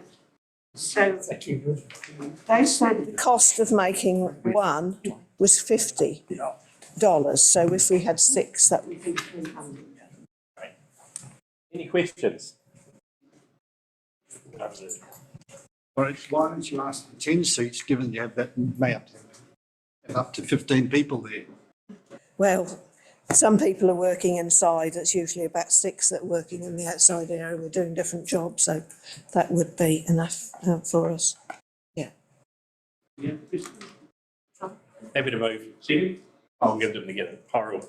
Any discussion? We'll do it as a group. Thank you. Sorry you had to wait so long. Moving forward. Thank you very much. Welcome. Tuck. Husbands will appreciate that. You've definitely earned it after waiting for so long. So can I just ask when the money would be come through so I can contact the membership? 10 days. 10 days. 10 days. Yeah. Thank you very much. Yeah. Is it Dr. Jackie? It is, yes. Welcome. And again, we've heard from the group a couple of times, so the highlights of them will move. Okay, you have heard from us a couple of times, and can I say that the 2 small projects you helped us with, in the first instance, best fits for polluting costs. In the second, let's not fuel on, which is the herbicide for drilling and filling wilding conifers. You're probably aware that we have not eliminated, but we've certainly not fallen the wasp population on target. It's been a great outcome and has enabled us to employ contractors on further work, including using the experience that we got with the wilding conifers to get a very large grant from the Ministry of Primary and Jobs for Nature. We're into our second year of a 3-year project with them, which has already removed over 16,500 wilding conifers of private and PCL land on Takaka Hill. You've probably seen the consequences of that in the ginger trees. It's part of our tradition to ask the Motueka Community Board for a small grant right at community level with a vision to take it further. Now that we are in the process of removing those wilding conifers, we are opening the canopy to revegetation with native species. We, at the moment, have got so many seed-collected native species, seedlings propagated, that we're running out of on-hill, on-habitat, hardening off space. And so rather than building, we have decided to try to spread this activity right across every household on Takaka Hill. Most people have a potting shed or a small greenhouse or a conservatory. And we're asking if you would be prepared to support just a one-off small resourcing kit for each of those households to spread the expertise and the energy into everybody starting to seed collect and propagate and plant out on the spaces no longer occupied by conifers. Questions? Questions? I have seen your work when I drive over Target Hill regularly. Boy, there's a lot of deep trees now. It's looking, you're really getting into it. Good on you. We are really getting into it, and there'll be about another 7,000 or 8,000 to go before that project ends. If you want to have a look at the results of the revegetation, we took over the management of the Hawks Lookout, that little reserve running down to the Ringwalker Resurgence viewing platform. And it's doing very nicely. But Takaka Hill, as you know, has many microclimates. So we really want to try to spread our propagation right from the Abel Tasman marge to the Kaparangi on the other side in order to make sure that we cover quite a lot of unique endemic species. Right, move. We've just bundled the last one. Any no questions? Everybody's happy? Yep. So moved. Seconded by Horrell. All those in favour, aye. Aye. Yes, carried. Thank you. Thank you. Thank you. Right. So we now item 2.3. Page. I'm on page 45. Okay, so as you've heard in Richard's update, lottery grants come to the party for Motueka Skate Park, and Kirby rang me the day that came through, and I forgot the number. So 142,000 and 80,000 from Rata. The other possibility, if there's some shortfall, is New Zealand Community Trust through the Hotel Motueka. So it means that that project should now go. That's left over from the no car in Goodman Park. Or no parking in Goodman Park. Yeah. That is excellent. That's great. And then the next one, no, so it's an apology. Sorry, there was an apology from the Youth Council. I can't even remember what one it was, but there was an apology from the Youth Council. So the next part is feedback. Youth Council feedback. So there's a clean-up to push on the 27th of June. And then there's also a letter from the Youth Council in terms of the state of the playground. And I have a funny feeling that Lynn's been in contact with the Youth Council. I have a funny feeling she has. So it's there to note. And the other part is that thank you, Councillor Ogilvie. So I caught up on the history over. So there was an email from a resident of Woodlands Retirement Village about the trees. So I don't think I've actually responded, but I know Councillor Ogilvie responded. Emma sent it to us. Yes, yeah. So, but the history from that is that there was an agreement made with Oceana Group in terms of building near the bush was the bush and it wouldn't be trimmed. So, so the queries go back to Oceana.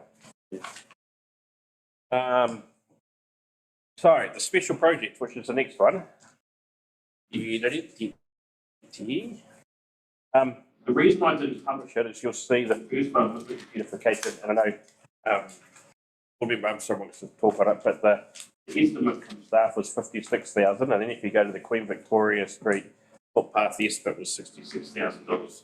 So this instantly reminded me of dog parks and putting something out for consultation that people like that we couldn't afford. And so, yeah, comments. So the others sort of fit in there. The others are in scope. It's those two that we need to discuss whether it's defined greater, it's full, or it's deferred to next time. I'll start with it. I sent an email through to Brent and Emma about just initially wondering material in red on my computer anyhow, which is, I assume, what you received from the council staff. Just some feedback from staff. Yes. Yeah. And to me, it looked like, I'm afraid, not being rude, but the council staff thing where you've got to go through everything that's possibly involved in a project, with the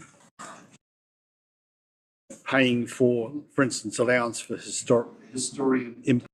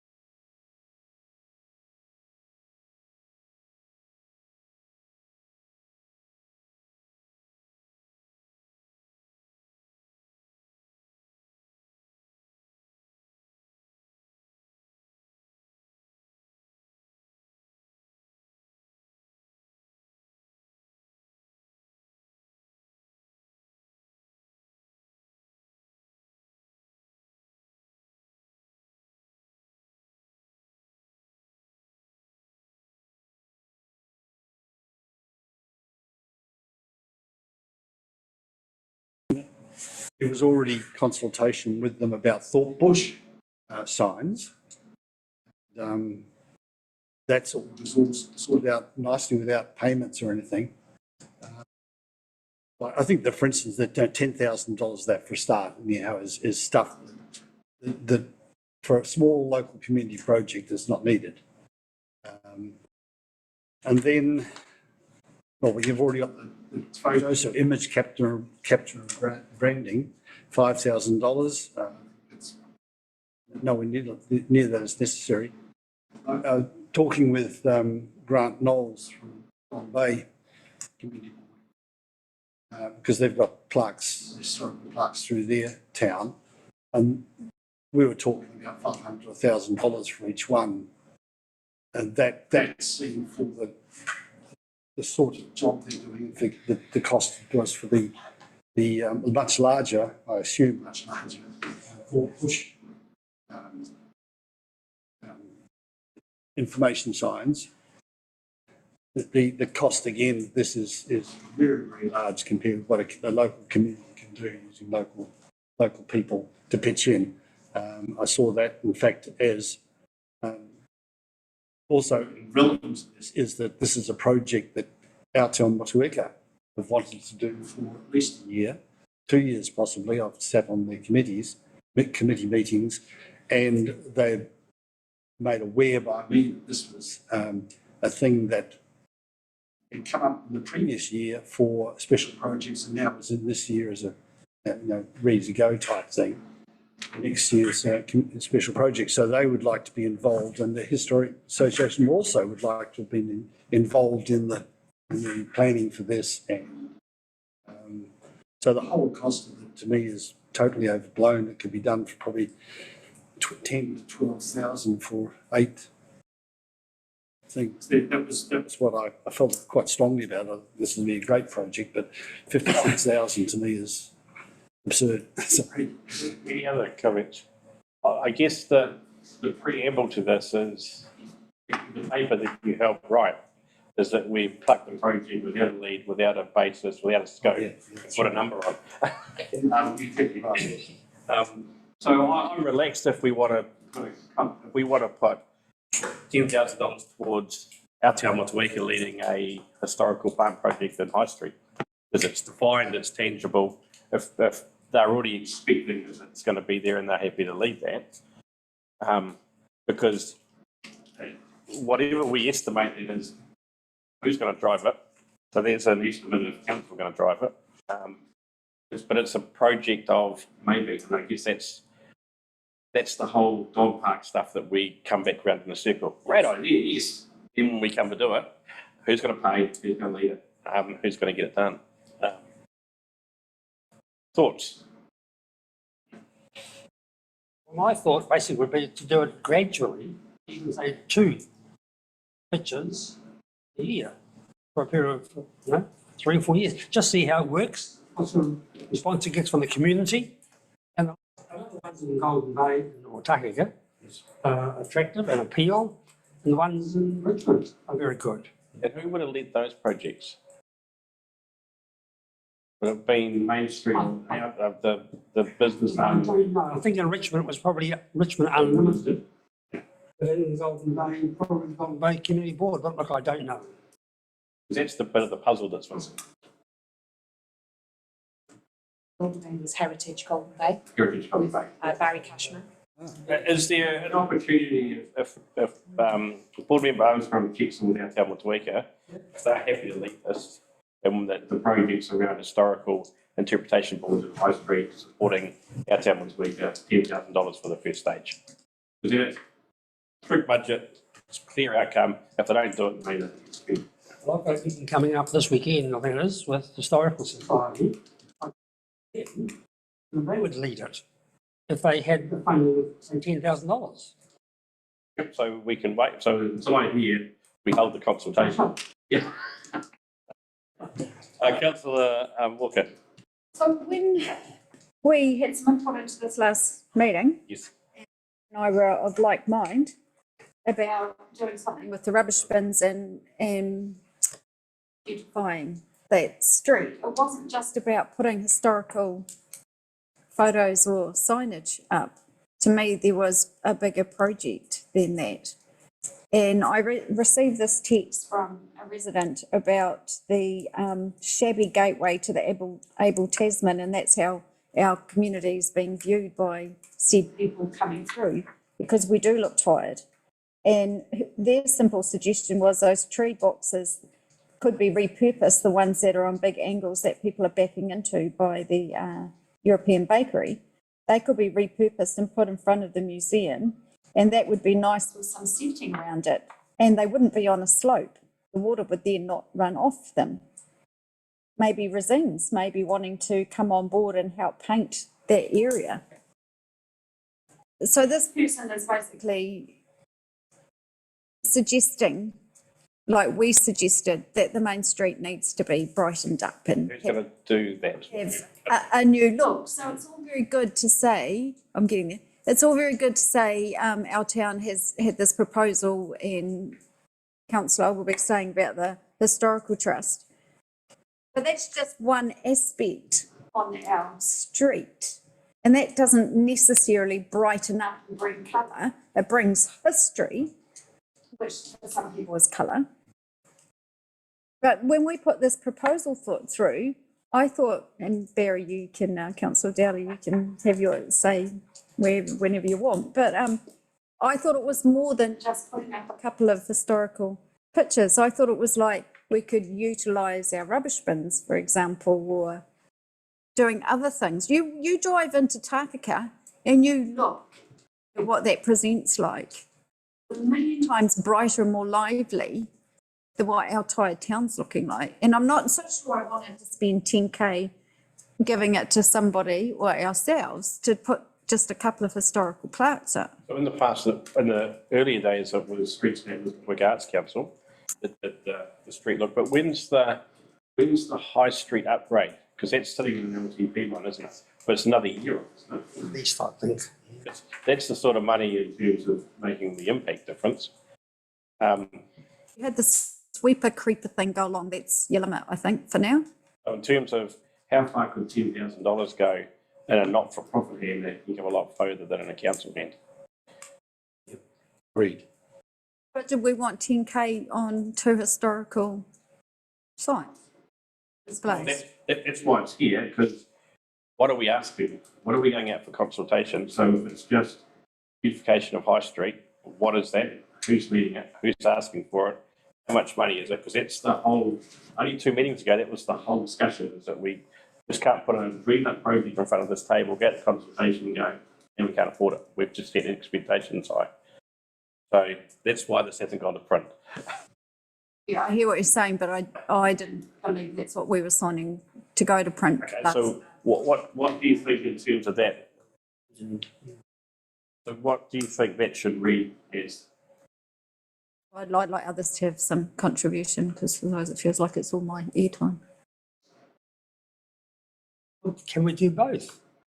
For example, I think Keep On Beautiful is talking about doing something with the museum if council allows. Yes. That could be along the lines of Councillor Walker's mentioned. But that's because we've just been given today 10,000 from the RFCs to KNV. Yeah.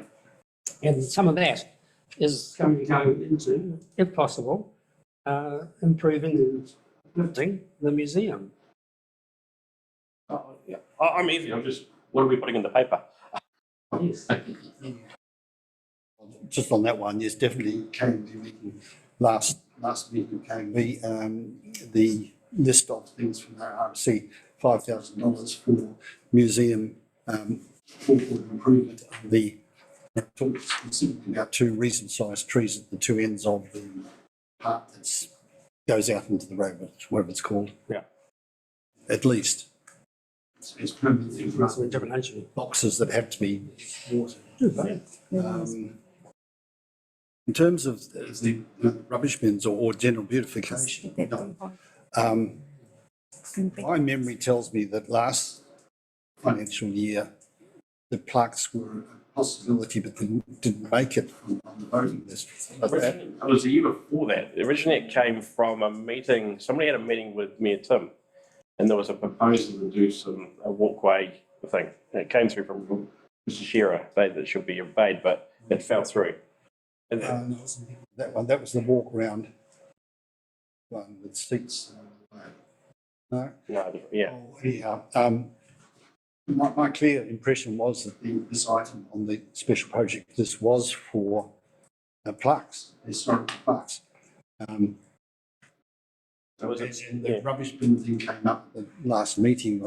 Gary, you sent a photo through. I mentioned it at K&B meeting and they laughed. And I mentioned the Aotearoa meeting and they laughed also. They said, well, why would we want to have pretty rubbish bins? That amount of money. So my impression always was that it was going to be for the historical thing. Now, if Councillor Oakley suggests that we have 2 each year, then it wouldn't be $10,000 for 2. So, it'd be $4,000 for 2. Something like that, proportionate. $10,000 we're talking about. If our town... Still the gap is, one of the, who's going to get it? How much does it cost? Well, there might, not knowing the Historical Association, but formally, I don't think, that our town were happy to work as a joint project, a joint community project with the Historical Association, and I can't remember the third. There's a third group. Hopefully they do have a conversation with Motueka Arts Council because they were the original street spec design. That's right, the Arts Council is the other one they mentioned too. Well, let's get started somehow. That's what we're going to do. David suggested we give them the money for a couple of boards or something. What you suggested, David? Well, $10,000 cover how many there are. I mean, it's only $10,000 towards a fund holder. So we just need to know who the fund holder might be.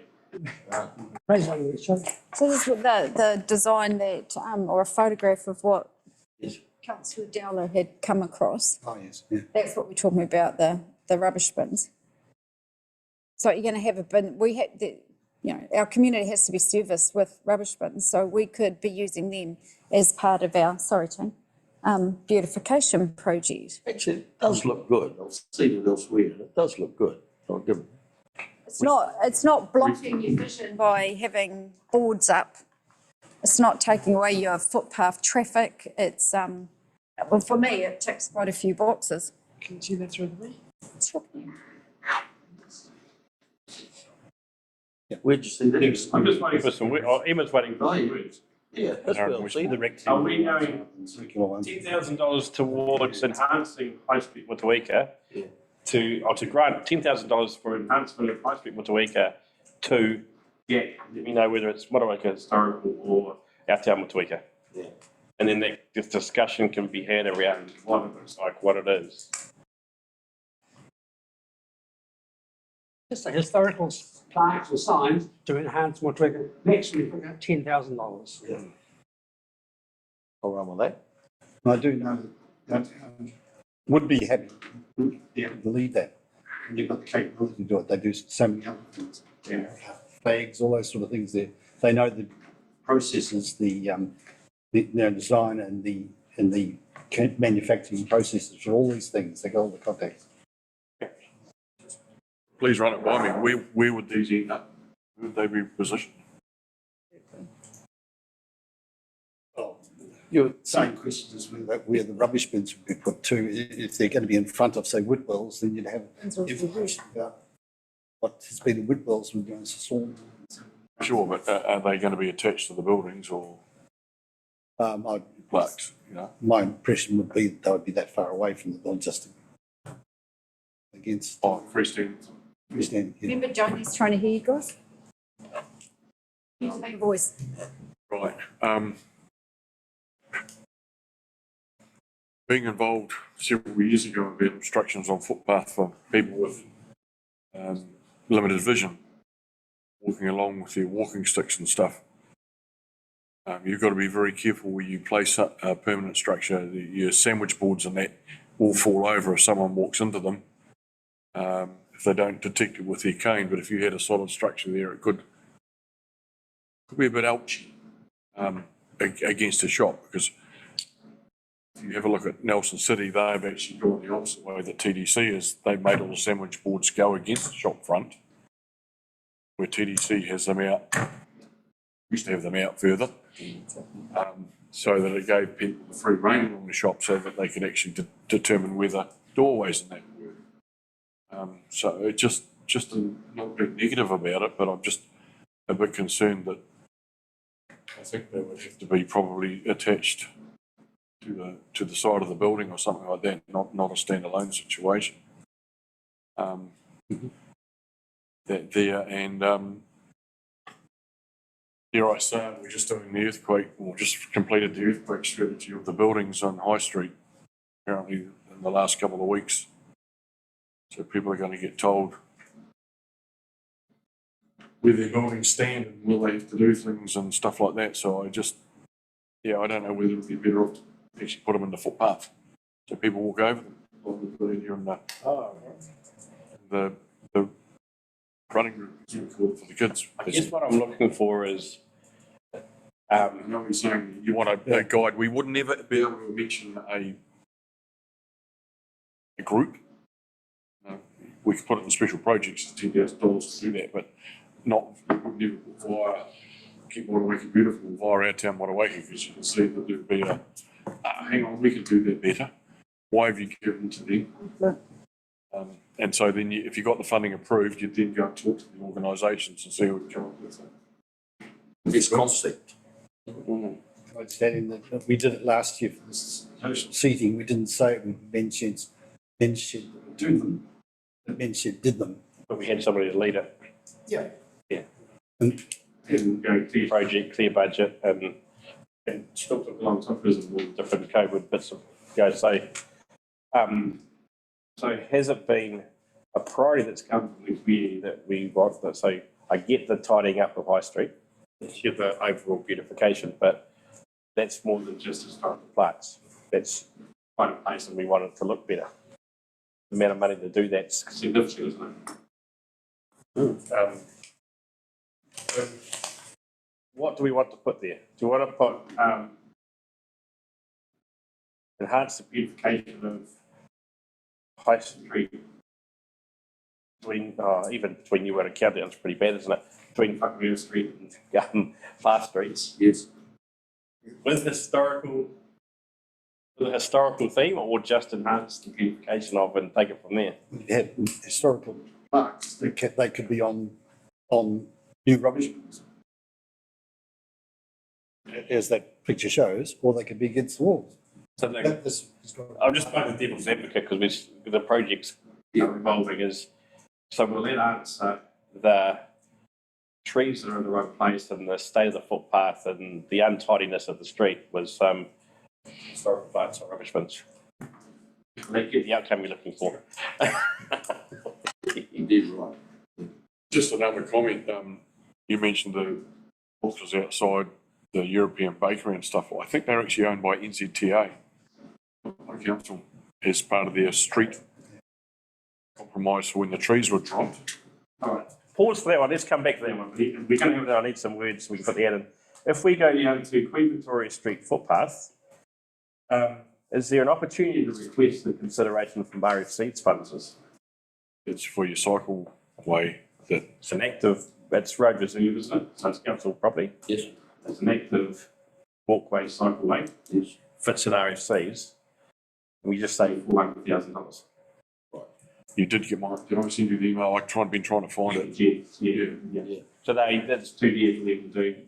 Well, I've tried to flush him out a bit more because he told me that they still have money available. Oh, okay. But it was going to be the traffic management that took them over. The traffic management was the most expensive part of the whole job. And I've asked him to break it down. So how much money have you got, or are you asking council for the whole lot now? And I haven't had a response.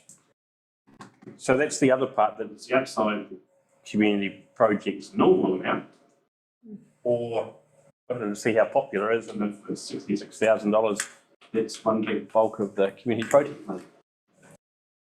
I really feel, even though I do live in that street, I really feel it is a very well utilised area of the lot of people there. For some reason, there's a lot of school pupils in particular on the south side of college. My concern is if we put it in and we say $10,000, it ain't going to happen. So if if we request that council consider allocating $66,000 of unallocated RSV to it, you approve it, it could happen. Do we put some money towards it, or we do this as that little loophole that normally it's $10,000, costs $66,000, is it the number one priority? Like we did with the skate park, $35,000. So can you just clarify for me, if it goes out to consultation and there might be 6 on there, and that features number 2? Yes. Already? Yes. It's like every other bit of council consultation that's considered, and then we still make a decision. Because potentially item number 1 that got the most votes would be more than leave it, and there wouldn't be the balance of the 66. So then what happens? That's why it's not going to print. That's right. So does it stay in? Do we propose it goes to RSCs? Do we pull it out? I'd like to see it stay in myself, because as Barry said, we may be able to get money out of the. That's not what we're asking. We're asking we will be spending $10,000 on special projects for the board's projects. I especially think it's more than the 10,000. So why is it still sitting in there? And if you did put it in RSCs, it wouldn't be under the special project. The reason I mentioned it was because I thought that if the network test was still in 20K, the 10K would come with the Yeah, I understand that, but you can't get a response. management. Yeah, that's what I'm thinking. Joni. I'm just going to say my preference would be to recommend it as a for the RFC that's left over. RFCs that are left over. Because it's sort of been scoped in a rough estimate by councils, by an engineer. Use any RSCs for things like footpaths or walkways, really, unless it's in a reserve. And I don't know what Richard's gone, but whether it would actually comply with that is my question. But no, I think I would like to retain it somehow in there.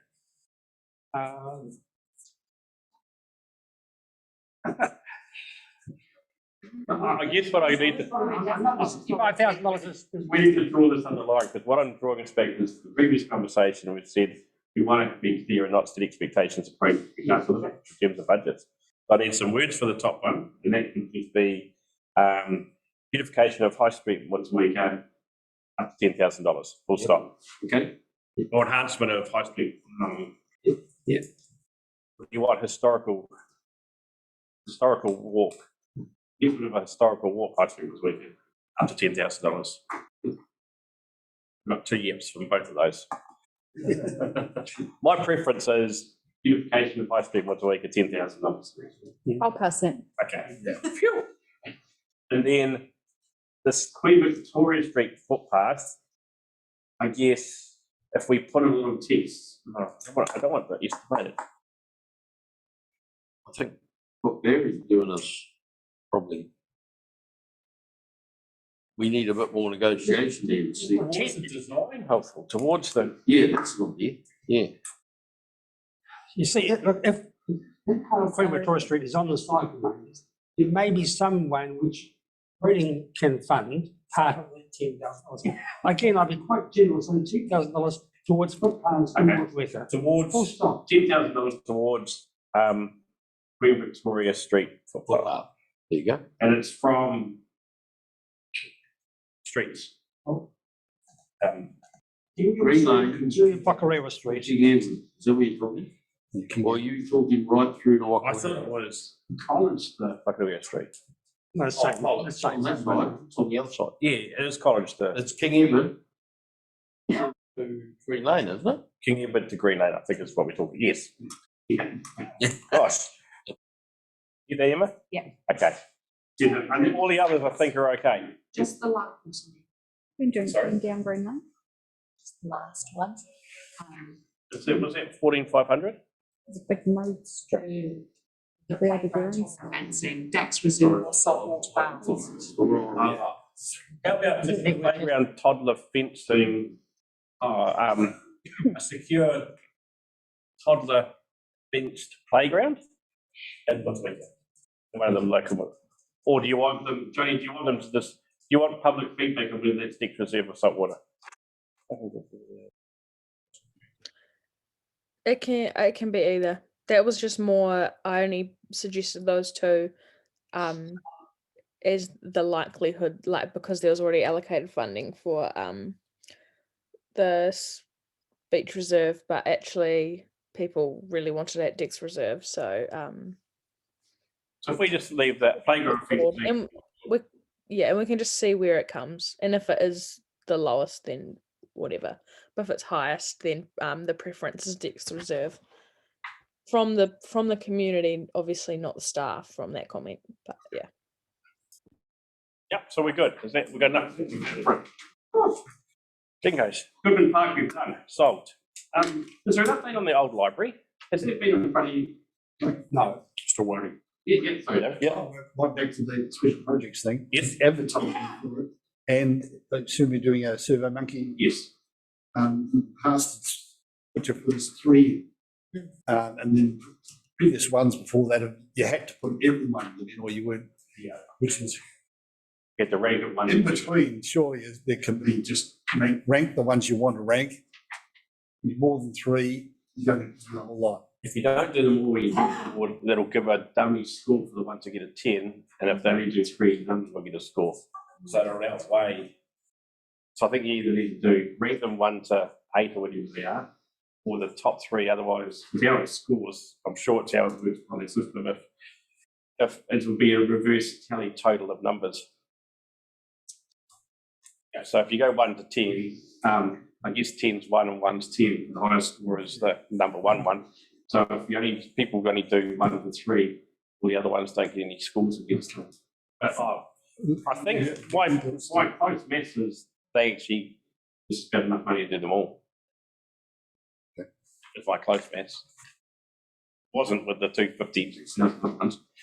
So preference 1 to 3, top 3 projects, or do you want to rank them 1 to 1, 2, 3, 4, 5? Because it's only 7. Rank 1 to 7. 1 to 5, you want to narrow it down. 1 to 3 is 1 to 5. Right, Chris does it. Yeah, I'll talk. Yep. Okay. Old library. I don't think we had a yes. So no paper in front of council, no decision. And it's a bit of worry because Susan leaves on Thursday. It's the community's project now. Are you happy? Is the community board interested in it? I think you should be. So are you happy that if you Conversation around it. So we've given feedback on the process, which is meant to be in a paper to you. So if I just email, I take it's Richard now, is it? Yeah, it is. Mr. Kirby, or Leone, and just say community board has interest of what's progressing for the maybe they haven't had consultation. Okay. I might go to you, Emma, in terms of the notice to fix, because what I've had said to me and what Kim's responded is slightly different. And I believe you've had a paper in terms of fees in front of council. There's been some discussions around notice to fix. It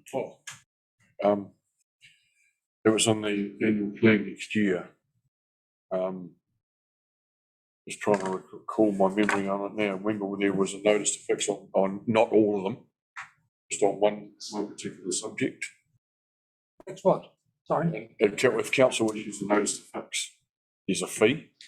Right, yes. Fine up to a certain. It was in, so if we use Dennis's name for the moment, because he was the guy in the chair at the time, it's within his delegation of authority that he can waive the fee that's associated with the right to fix notice if he so chooses. It's not a given. No, but it's his to do it. And I've got to be really careful. I actually said the email clearly.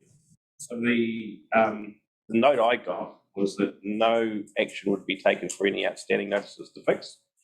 And there was a paper going to council that notice to fixes may not be a preferred tool of enforcement anymore. And there should have been a figure of what fee impact that was. That's not a conversation that I recall. What sparked it off was 1 or 2 instances where that needed, where Dennis exercising his right to waive was considered, and I believe he did so in at least 1 case, if not 2.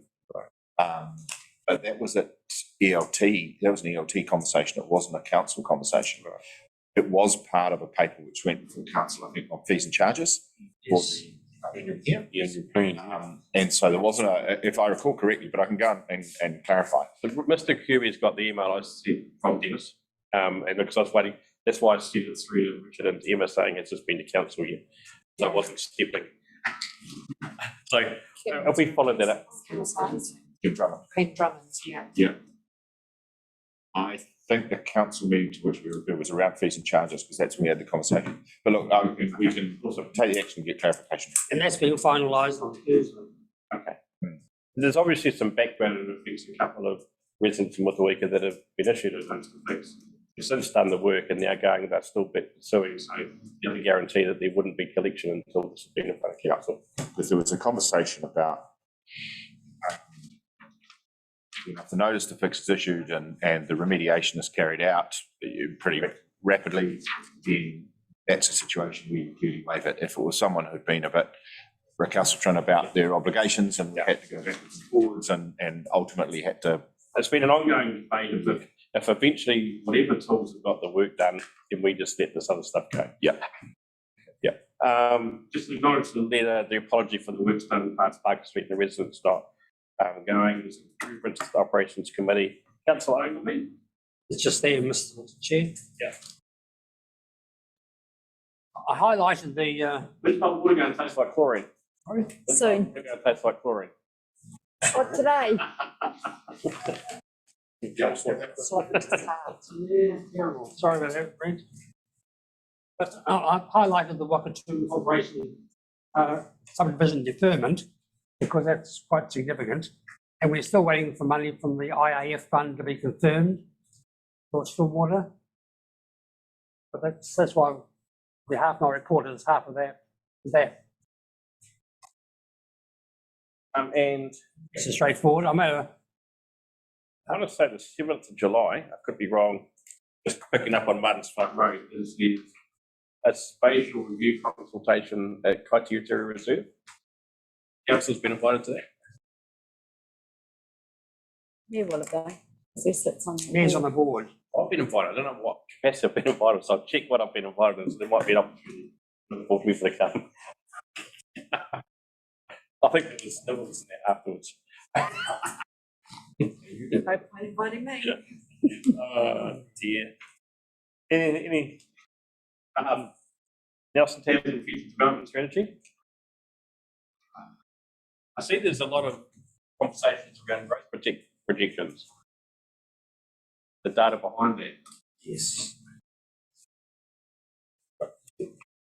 Our population is has 3 projections, and we took the extreme projection. And I can't say that we think that's realistic in terms of what's happened in the last 3 to 5 years for Tasman, and it hasn't quite happened in Nelson. The other point was we tried as a panel to look at the impact of intensification and also what subdivisions or what developments would likely affect greenhouse gas emissions and how could we reduce those emissions. For example, today let's talk about the Tasman Village and the site on Rayburn, and they were removed primarily, well, not only, but I shouldn't say primarily, they were removed partly because of the impact of greenhouse gas emissions, the subdivision was there. There are area concerns, there's also productive soils concerns. So in the end, those areas were removed.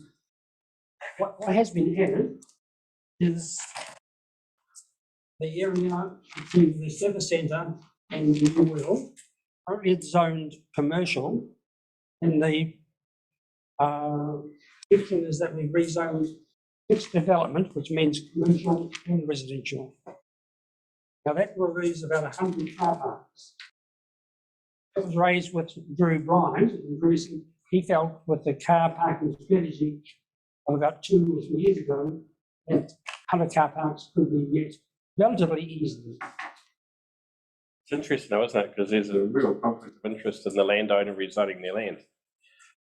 Isn't that land you're talking about owned by council? Yeah. At this stage, it's not a rezoning, it's just a procedure or a suggestion to rezone. Whether that suggestion is taken up by the council is up to the council. And it'll go for a public notification. Because it's a rezoning plan change, of course. And that potential land sales will be subject to an agreement with council on iwi on first right.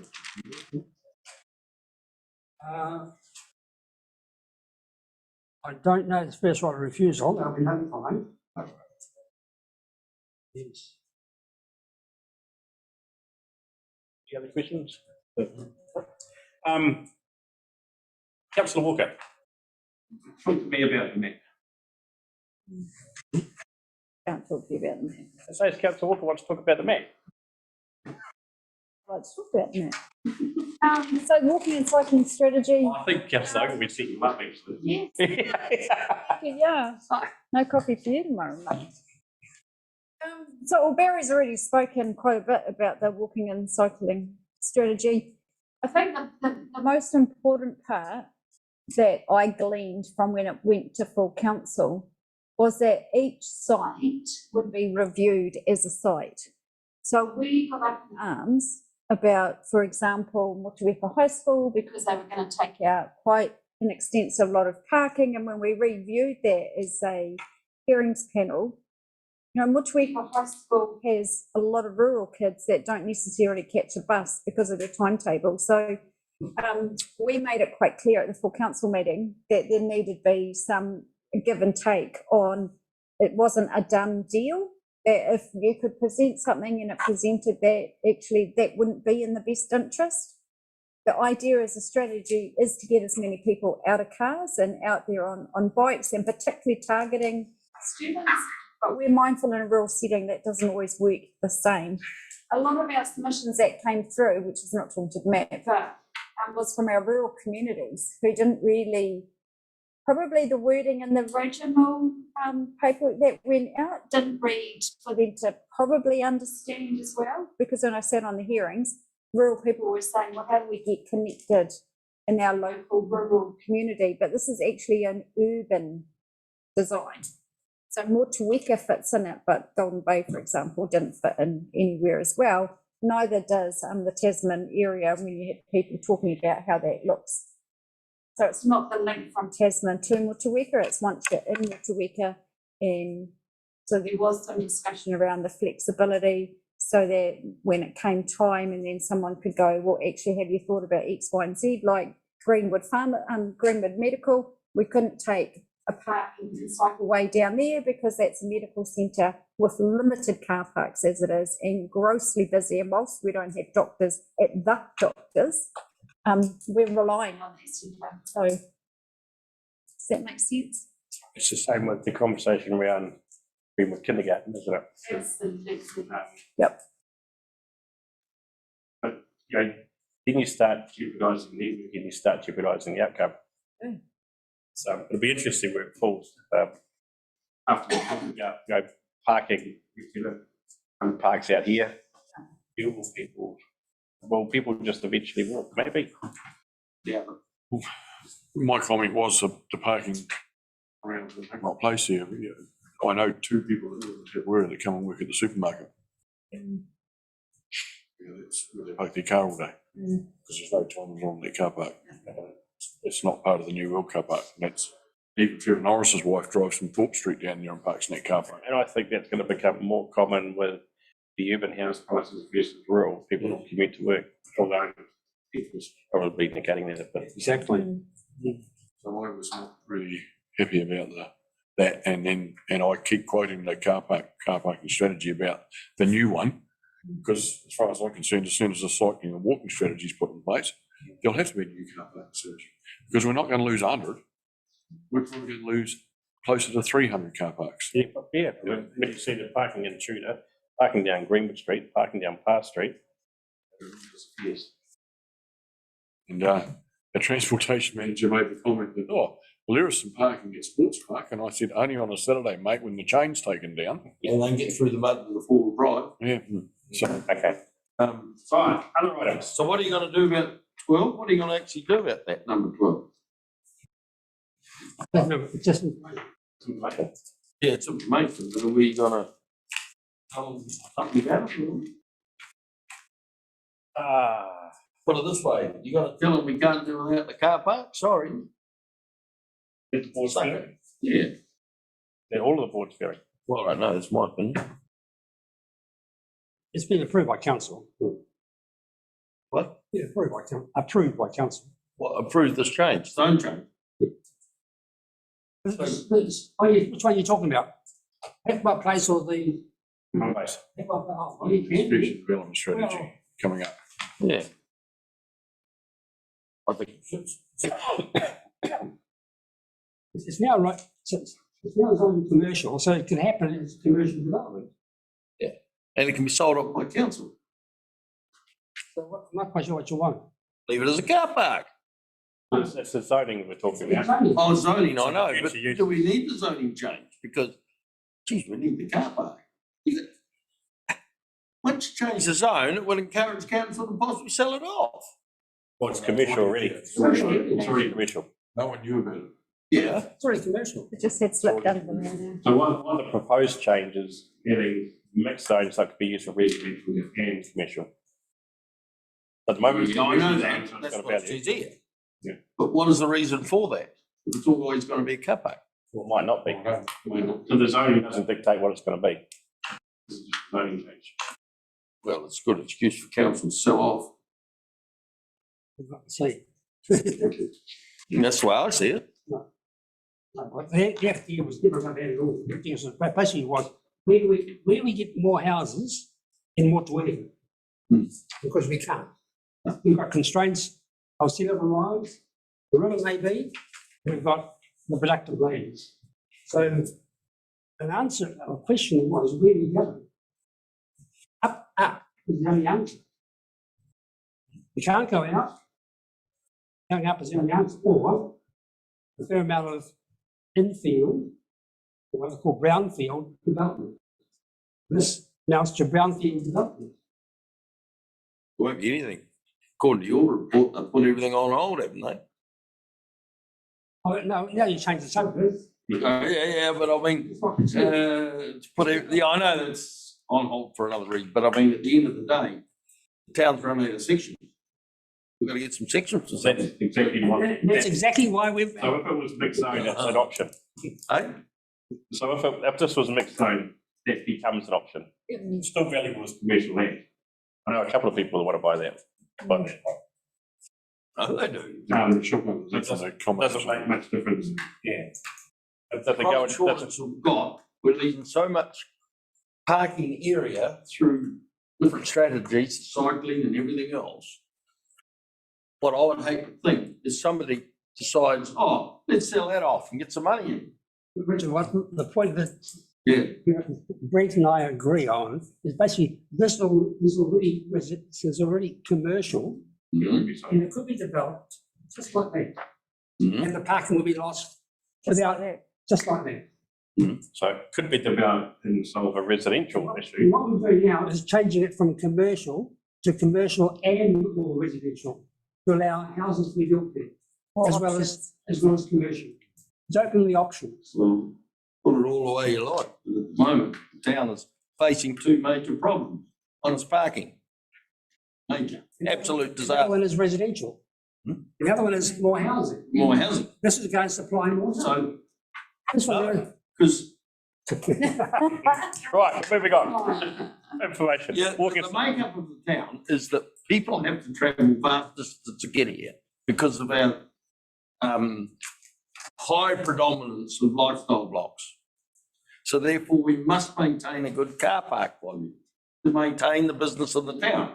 Otherwise, they'll go elsewhere where they can park. we asked the town, we asked the car parking specialist. He said there are plenty of car parking available in Motueka, even with the loss of those 100 sites. Never going through these.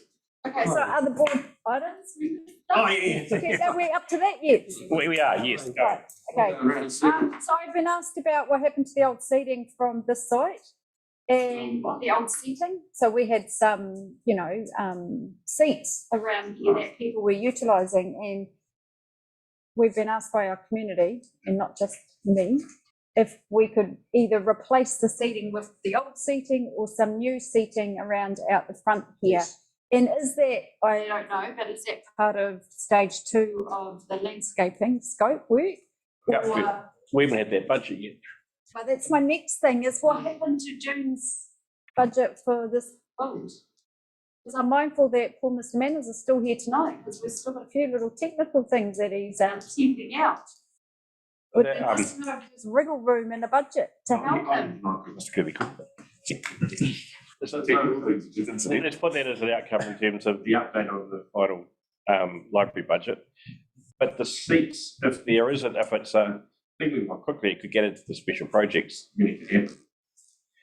So many seats installed on Youth Reserve. Yeah. $5,000 towards seating on Youth Reserve. And then that's. Well, the pushback I'm getting from the community is that there were good seats here. And they got moved for the build. Yeah, we can find them. Yes, we could spend 5K on more seating, but I guess the community want to know what happened to the seats that were. So even if they find the ones that were here, the time they put a concrete slab in, then again, it's going to cost them money, isn't it? But you could what happened to them. If you could just bear with me. This could probably come under the youth item, actually. I'll shut up for now. Thanks. Any others? We've got 4, I think. Any others? Yeah. Good. I thought you had something. Oh, you did? Yeah. Last meeting. What's that? I mentioned the state of contractor's job on Queen Victoria Street. Richard said he was going to look into it because we got a lame excuse from the roading department. And the next day, some people did turn up, some measures and everything I've seen there, looking at it. I just wondered what progress was on it, because it is a disgusting little place. But how the hell the contract has probably been paid for it is just appalling. Put it back into me following up with Richard. Yeah, because we followed up. Yeah, it hasn't been a response from Jamie, so maybe Jamie wasn't around. Yeah. Chased him on that this morning. Didn't hear back. So no, because Red said that I think we've been fobbed off. And I said that's it in a nutshell, because they talked about water table and everything. I said there's no water table here. At the end of the day, it is just appalling, and people are saying, well, they paid for that job. It's pretty bad. But anyway, what do you think of it, Barry?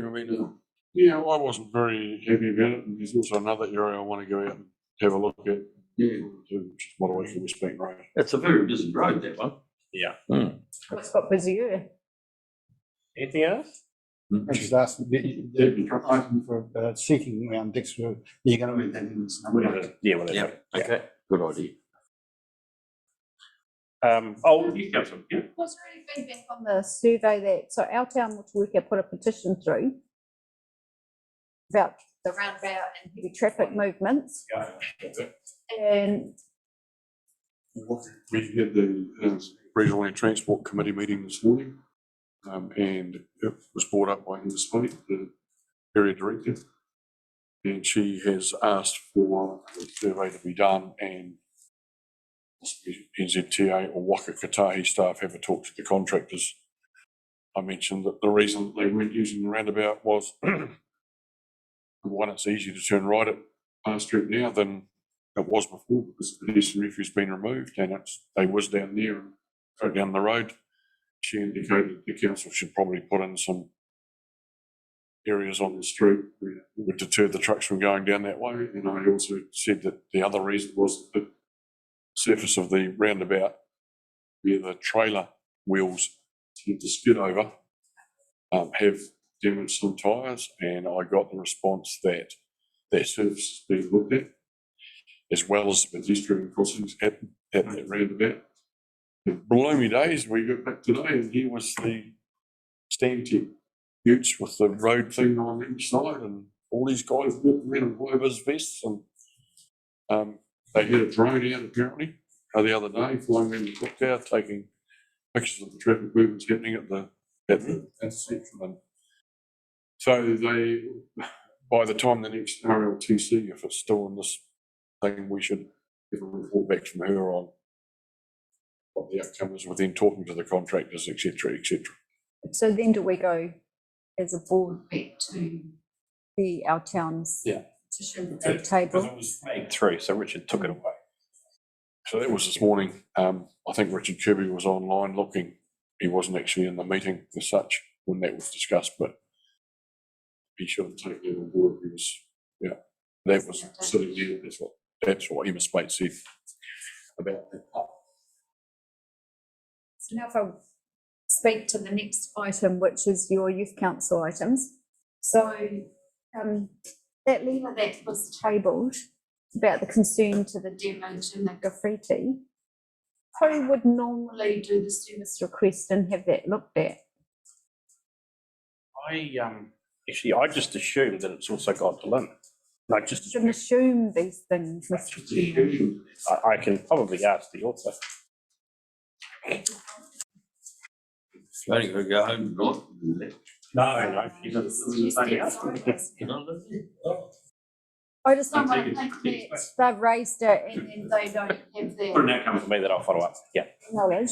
And the other thing is with the collection that they've asked us to attend on the Monday afternoon. Unfortunately, I have a prior commitment. There was a request about the rubbish, and I don't see why someone doesn't get hold of Andrew Stevens, Andrew Stevens, and ask for that to be a. There's a code. I know the code. I just got to remember what it is. Again, I don't know if someone's responded to Tegan's request. Okay, so if that's a couple of outcomes for me, or from Andrew, I can get a code they can use, so it's not a charge. It's the same one that happens when people pick up roadside rubbish and dump it and explain it. Okay. It's right, covered for it.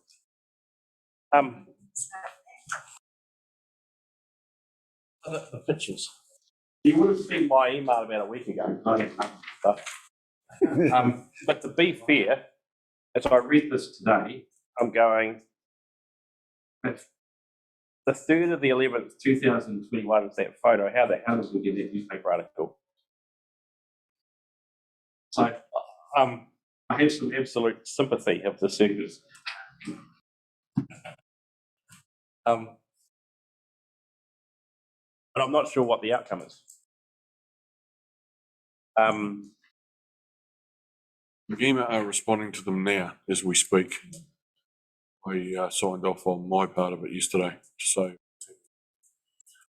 reply to go. Because I did that report that proved that that was the car that was pulled out of the river. Yeah.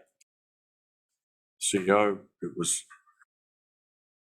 dealt with staff, and they finally agreed that it was the vehicle that had been pulled out, and they had been told incorrectly by the contractor that the vehicle had been buried with no wheels and no fluids. We uncovered during investigation that one wheel had been removed off the vehicle. As the contractor was buried and said it's a good sized tyre, it's brand new, it will fit my car. I'll have that, thanks. And I've actually got a picture of the toolbox sitting inside the vehicle as the wheel was being removed.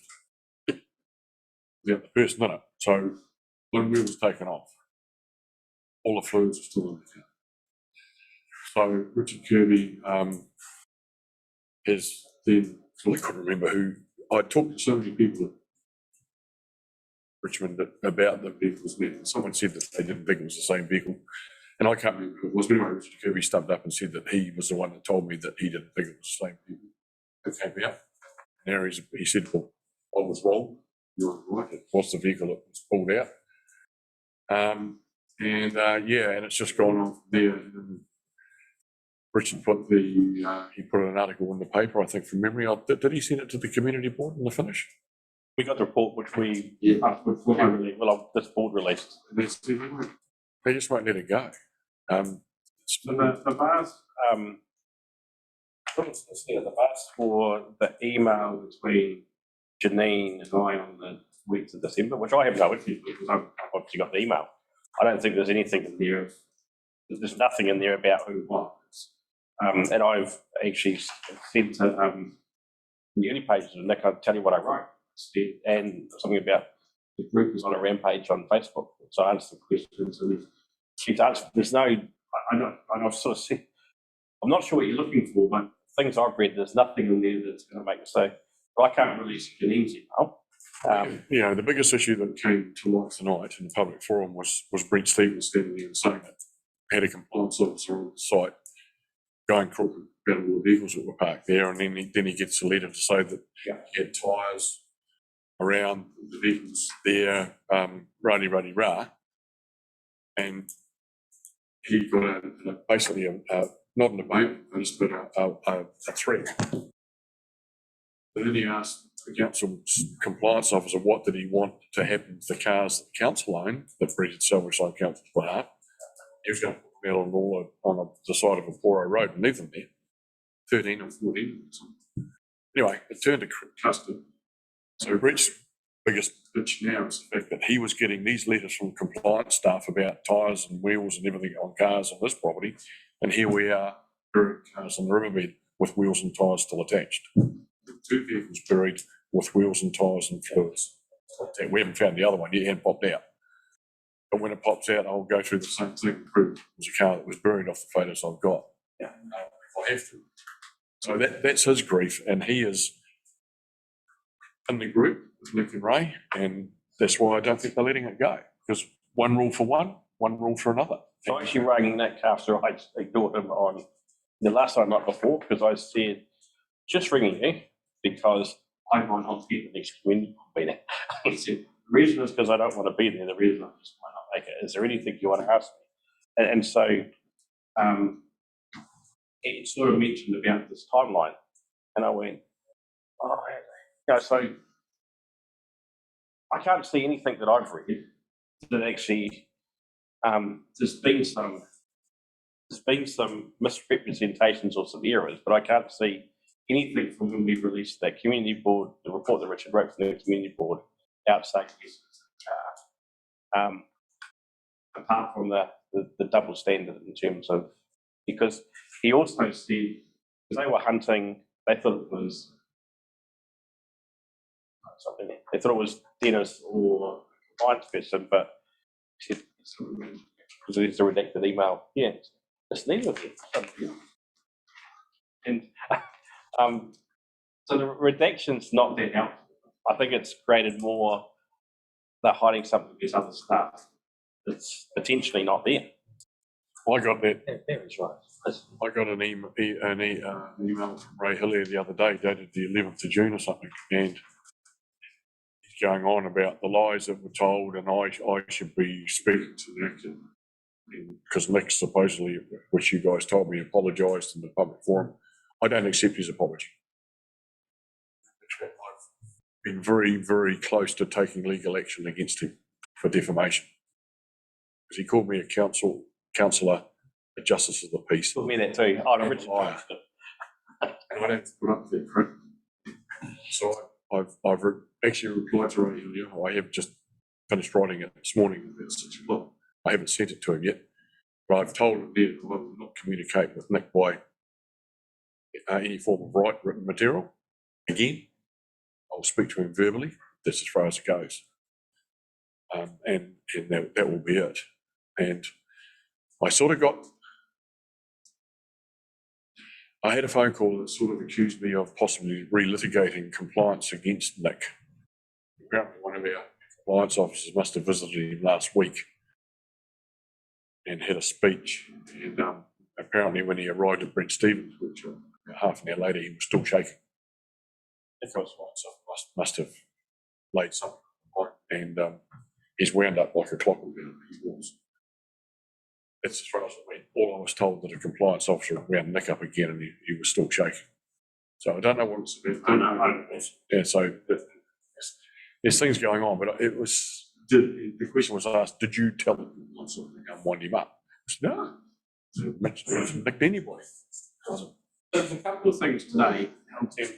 Let's put Nick Brendan and Ray, and the same thing is, I scribbled when Ray was talking is, if we use section 330 as just a scapegoat, what the hell do we even use it for? We buried the cars.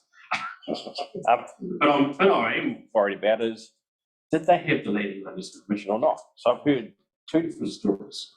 This is the bit that really irks me about it, because when I went out there and visited the site to see where the car had been pulled out, to try and work out where the other one might have been, and they showed me this wreck of photos in their photo album, which is where I got all the details from. There was a Morris 1300 sitting there amongst the trees, and an Austin Princess that had been dumped there by somebody else. And when I left that site that day, I had the opinion that the contractors offered to bury those two cars because they were on the young girl's property, and they agreed for those two cars to be buried at the same time. But now they don't know nothing about it. And I've actually got a photo of the photos of those two vehicles. So I'm just not sure. So the bit that keeps going round and why I allow it to come here is the community's got to have an ability to vent when they can't get anywhere else. Because the doors have been closed everywhere else. So I did hear, I've read an email something that Leonie's offered to meet sometime in the future. So that's positive.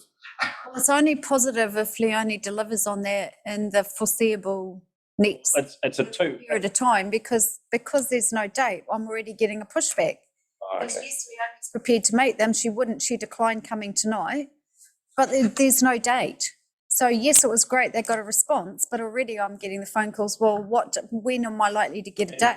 It just drags on, and I do need to speak to that because I will be meeting Nick with Leonie, and so will Richard, and so will Kim Drummond. And we only had that conversation this morning that it should be the four of us. Nice. So we don't know when we'll meet again, but it will be soon. yeah, so that's conversations gaining momentum on TDC side. So that's really good, because all they get told is she can't come tonight, but she will meet with them, and that's an open-ended. The interesting part is who do they need with them put this to the end, so it just doesn't keep going, because there's a two-way bit. Yes, these other cars, the original bit was wrong, it was acknowledged and such and such. End of story. Yes, you've got to fight at this point in time. And so the invisible bits you don't see is those notes to fix stuff in terms potentially, so it might be used to activate an action, but it might be wiped after the fact instead of still being pursued. You said end of story. Come back to Barry's point about one rule applies to him, a different rule applies to council. Yes. That won't be the end of story. And that's why I hung up on him. I didn't use the word bullshit on Wayne. That's why I hung up on Brett. I said, look, Brett, you've been talking to me the last 10 minutes. I was talking to you the last previous 10 seconds. You don't believe I sent an email? I did. And I said to him, I went to 6 staff members, including a hydrologist, Joseph Thomas. Right. What environmental effect would those cars be getting hit in the river? And Joseph says, David, that river was chocolate brown, full of sediment. It was the middle of a July flood, July the 70th or 27th, whatever it was. And he says, any fluid in that river, in that car, would have been diluted just like that. But the problem No problem. is, David, they've decanted the car since I've got it back on land. So it can't have been diluted in the river, because it was in. No, any loss from the car would have been diluted. That's what it's. And now, what it's like now, I've got no idea. Yeah, it comes back to your first statement is, got it? So what's the difference between the tyres on the property and Brett's? I've got no idea. So I I guess- was asked, The difference what I was is asked that was the impact of the fluid into the river, environmental, and on the aquifers below Motueka. That was the question I was asked. One of the differences that Mr. Hellier So- comments were around the section 330. Yeah. So Brett Stevens can't use that act to cover what he had on his own property. No. But after Richard Kirby said, oh, there's a U-turn in this story that actually it is the vehicle, after saying it wasn't the vehicle, suddenly there's a section 330 in there. Yeah. Now I've got And so the fact that council respect the fence. onto the story is what's opened the floodgates for more communication to go backwards and forwards with these gentlemen. 330 did there have to be an authorised compliance officer, and was there an authorised compliance officer, and was it authorised, or was it just buried? So that's the hole that keeps getting dug without just going, the cars are buried. Because Stevens gets done under the Section 15 Litter Act, but we as a council. No, they tried, so these group tried, but there's a limitation of prosecution on there. I've seen that email, so Craig Beats replied to that from police in terms of there's actually a limitation of outside the limit. So it didn't say it wouldn't be, but it was outside the limitation to take the charge. So the hardest thing now is if we don't give any of those three a response from we don't have to give. Our role is to say there's three people in our community that are still aggrieved. There's three people in our community that actually raise some points around how this has been handled. How are you going to fix that? Leonie, Steve, Richard, and Kim, because it's tiring. If they didn't keep finding another hole in another thing, like a photo that's in November that documents a car, they're just where is this? Not just go, 3 cars buried. Yes, actually, whilst that act applied, I'm not sure if it was actually applied, but it was an opportunity to apply. I don't know. Just at the end of the day, they're not going to let it go. They run, so that's been to petition Parliament, and that was around the unreasonable complaint procedure. And there's a suggestion of support for the review of that policy, but no outcomes from. So it's been to the Ombudsman, it's been to the Ministry of Environment, it's been State Park and the Ministry of Environment. It's been to petition to Parliament, it's been to the media, and Cherie staying a mile away from it by the look of it. But there's some hints in there still of some things that could have been done better from it. That's the hardest thing, is in going, does it just get shut down because you don't like the answer, or I can't give you the answer? But it's a shame that Ray doesn't speak to what he's read, because he's much more polite when he does that. It's reading a prescriptive thing. Just give me the fact. And I think there was a great question around compliance officer authorised, and in retrospect was Section 330 just well, we can, because we found some legislation. How do we get that answer? Who answers whether the compliance officer had the authority to do that? See, right. Will that come up in your discussion then, Steve? Will you make a little note? I'd be very surprised if that would come up in that discussion. To be fair, it's probably a discussion they need to have. Yeah, I'm not one who can speak about Section 330, but it's easy to consider or conjecture about what happened at the time now. If you look back to when that went down and those vehicles were buried, the council was involved and responsible all over the district. And I can see that at some point in time, someone would have said, okay, so we've got these vehicles, and they wouldn't have used the exact words, but under Section 330, we can dispose of them this way. I can see how that could have occurred. And I can see how afterwards, when we're presented with a vehicle, and we go, no, that's not the one that we were talking about, because the one that we were talking about had no wheels, and it was this, that, and the next thing. In your story. And then subsequently, well, it is that one. Well, let's look into a bit further. Oh, well, we use Section 330. So I can see how our response can emerge, and it looks like it's a fabrication. But to be perfectly honest, we've got bigger things to do than just fabricate that up to keep Nick quiet, right?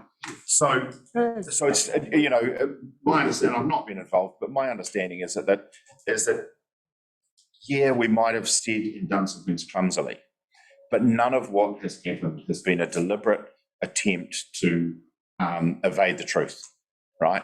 Or to otherwise make light of what it is that's occurred. We have been speaking about this quite a bit over a long time, but most recently over some current incidents.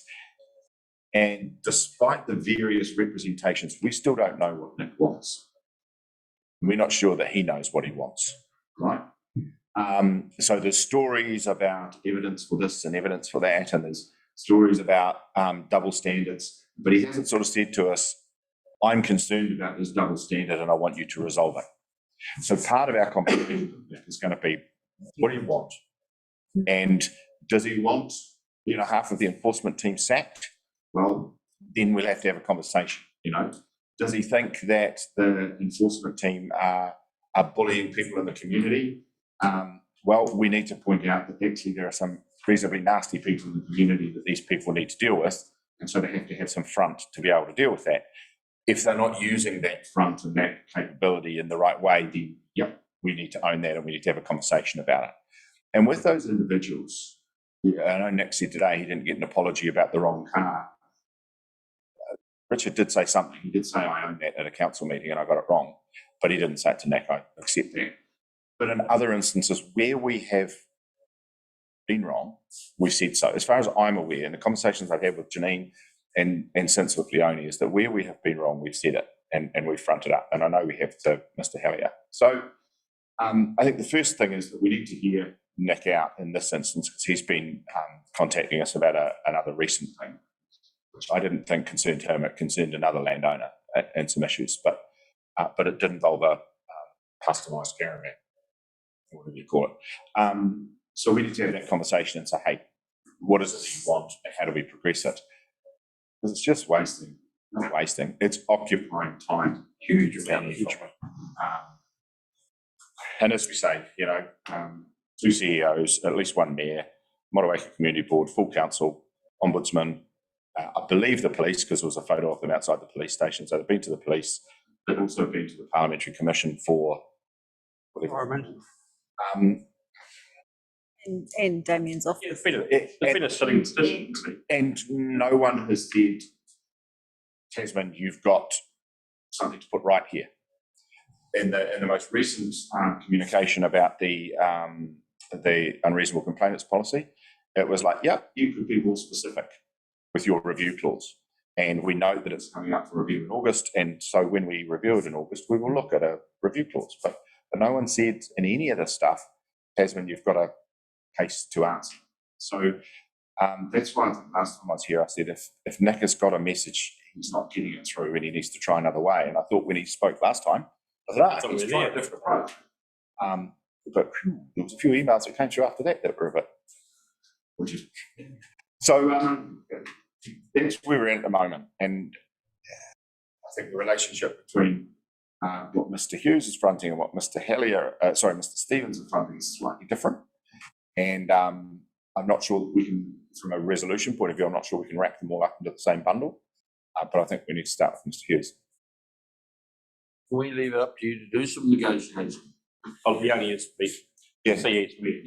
Yeah. So, like I say, I am sort of, you can't quote me on this, but I'm just, based on the conversation that we had today, I'm sort of expecting there will be a conversation that we'll meet with Mr. Hughes in the next week or so. Sure, what our diaries and things are like, but I'm expecting that it's imminent. Don't be too optimistic. No, look, sometimes these things create, you know, there's a certain level of notoriety, there's a certain level of visibility, and but clearly it's not one that you can ignore, because it's not going to go away if we just try and ignore it, you know. So you can't suck the oxygen out, but equally we can't just sort of. It's an awkward situation, right? In fairness, I don't know how much oxygen is there. It seems to fluctuate, but it'd be really interesting if you get what are the 4 things you're after, and then address the 4 things. Because you know, from the start of this, it's gone from one to another, the same, and then this is how I've been treated with my tiny home. And now these councils covering up because they're very. Well, you see, it started, as I understand it, before my time with a tiny home issue directly related to Mr. Hughes, right? And then, so there was a whole lot of stuff about tiny homes. Yeah. And then it progressed to the activities of compliance officers on other properties in Motueka. And then it progressed to, and that's sort of. And the board's been involved in that. So the board's been involved in terms of pushing for that enforcement policy review. We met with Janine in terms of those early days about compliance and the training behind compliance. So none of the invisible things that have been talked about and addressed. But every now and then another one pops up. Well, yeah, then it moved on to the cars, right? And which was a compliance. This has been a headhunt on compliance. It's how it started. Yeah. It still is. Yeah. And that's why when I talked to him about I wanted to be here and he mentioned, I think quote unquote, I might have got this completely wrong. I thought it was Dennis, but reading the email, which is the one he's dropped off here, doesn't look like Dennis Stewart talks about a river engineer. They thought it was Adrian or one of the ones that they've been targeting. So it changed the tone of it, but he didn't say that today. But it's just saying that's the other thing I think, that sometimes, you know, you can say things out of context which support your case, and it sounds like it's In this game, you see. I think yeah. there is Giles Griffith. Well, I've been, yeah. That's predicted. Because Giles is one of the ones I talked to over the issue. And with Rick Lowe, I mentioned I talked to Giles, well, that's so-and-so. I talked about, I also said to Brett, I've talked to Rick Lowe as well as Giles. Oh, Rick's a fantastic one. So a different approach altogether. So Giles is what that person is referring to. Ah, gosh. So I'm lost a little bit. So when we had that meeting about the compliance, that manual, Yeah, your sitting councillors, my opinion, and it's my humble opinion, didn't sign off the enforcement policy review hard enough. oh, Just to keep it. so when they pulled out that manual, Everybody supported it, nobody objected to it. Yeah. Gone. And I even zoomed in for you. tell me about it. Gave you some feedback on it. But the role of this board is to advocate for change. We did it. So we advocated, we met, found some other examples. There was a staff paper done that went to council, the elected members, policy was passed, and that's the process. So you're never going to pass a policy that everybody's happy with. But there was voice of concern, there was the board that followed it, was concern up, it went through review, and not everybody's going to know the outcome. So that's called democracy. And that's the trouble I have, is I don't know where the end is for this. I don't know what I'm now happy content. And I hope it's standing in elections for at least 2 of them next time. And then the community will tell them. Look, we're never going to see it's turning up to a public forum and saying the council's a fantastic organisation. You know, I like everything they do, no matter what we do. Yeah. But we need to get to the point where it doesn't consume our time and efforts, because we'd be much better talking about productive things. But what would be helpful, if Mr. Kirby or Mr. Manners could give me a standard review to raise there in terms of thank you for the concerns. It is part of the community board's correspondence, and I've referred to the chief executive maybe. I don't know. I just think no response is giving. I don't have a response. So in that fire. Just what you just said. No, just what you've just said. We have done something with it. We've discussed it tonight, and it's going to see for. After a lengthy discussion, 5 minutes. They're doing this, that chain of letters there, you kept it going by answering. The moment you stop answering, they then start complaining. It's not answering. My answer usually is to those sort of situation.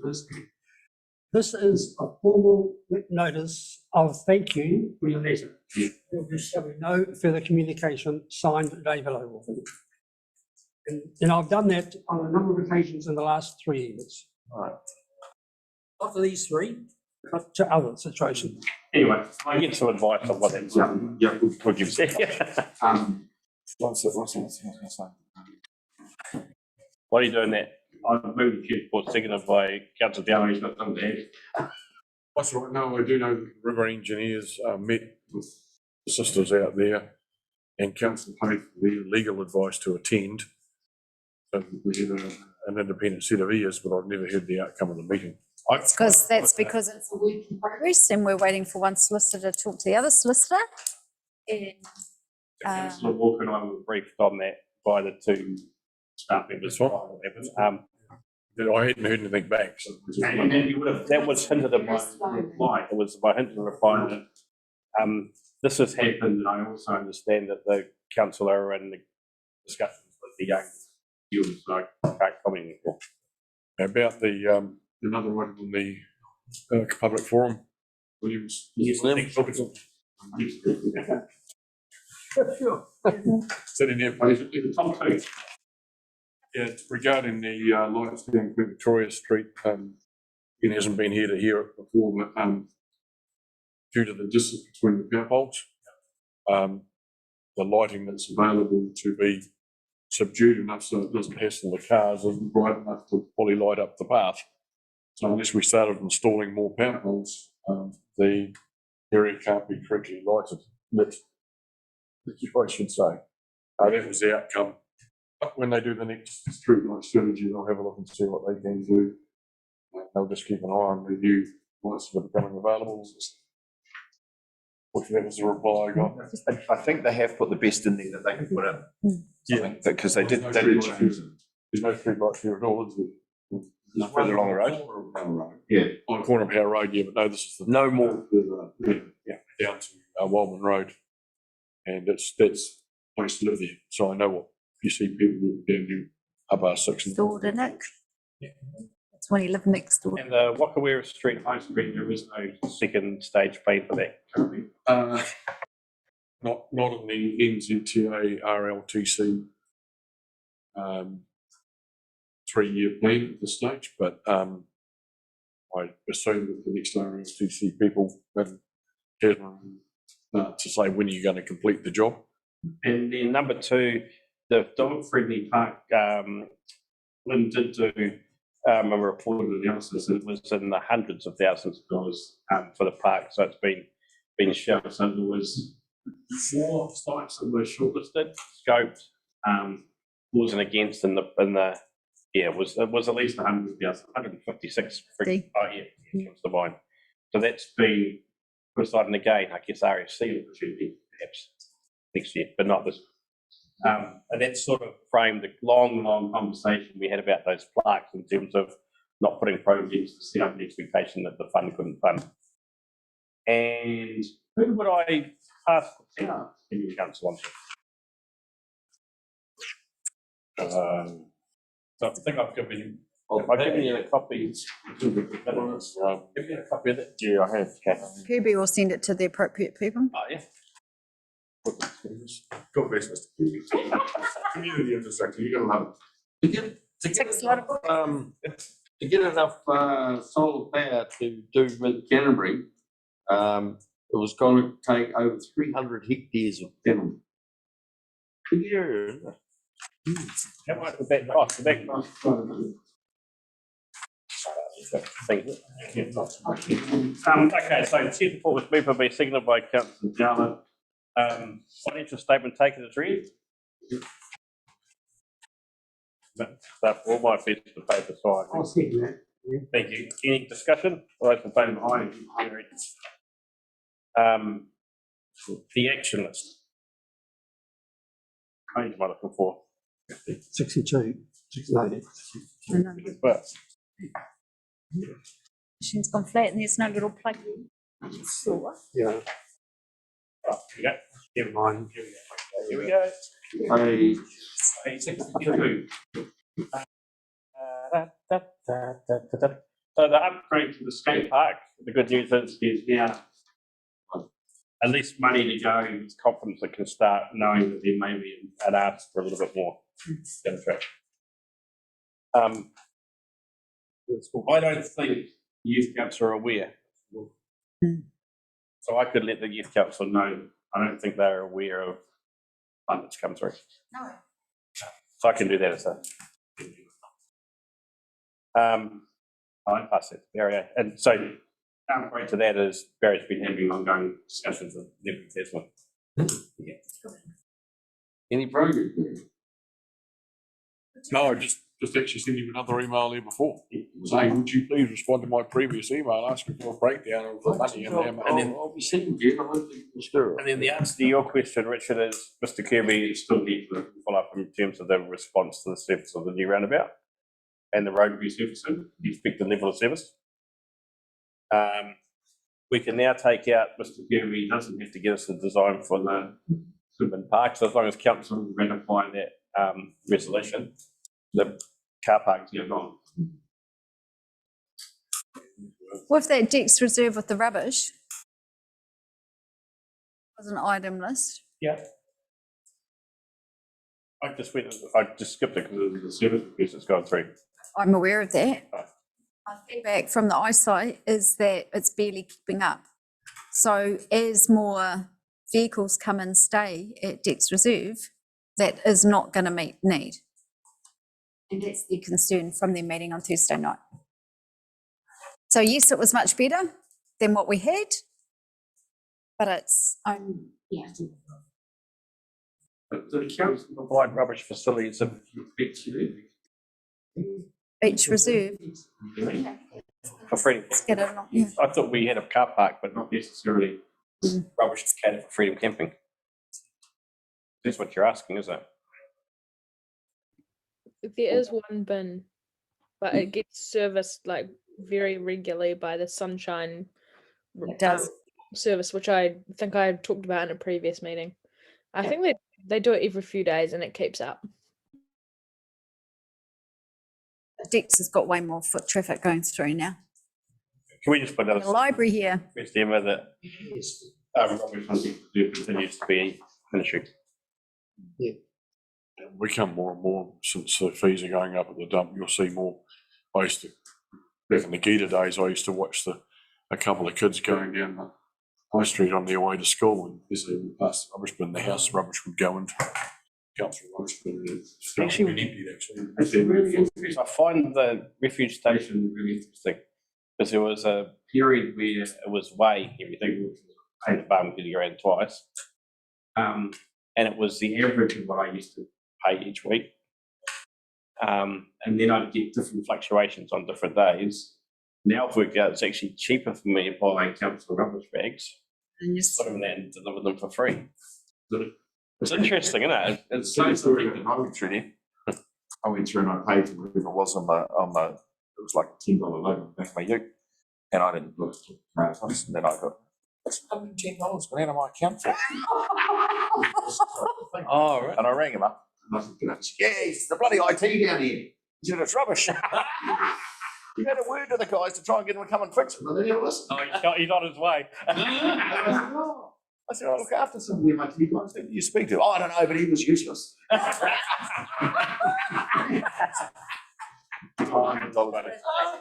classic.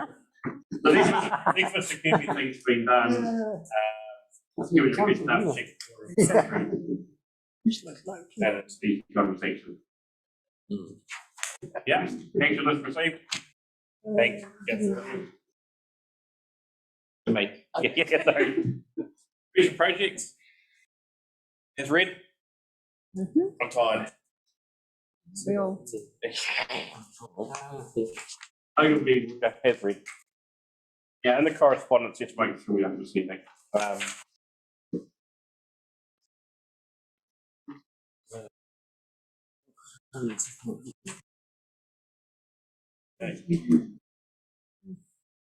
Drew, did you want to comment, Joni? She's shaking her head. I'm sorry, I'm really struggling sickness wise, so. Oh no.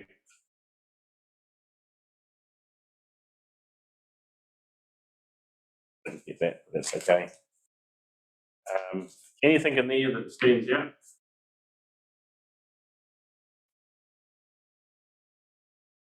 I can find them I can do. It does take up a lot of time when you read these different ones, doesn't it? Yeah, 105 pages. They're talking about the correspondence. Yeah, I know, but even saying the total. So right. Steve, correspondence? Any discussion on correspondence? Second, by Strong. Come on. It's home time. What is the time? Like It's 7:08. They might be going to install a clock somewhere in this room. So yeah, lots of meetings. I guess we had a lot of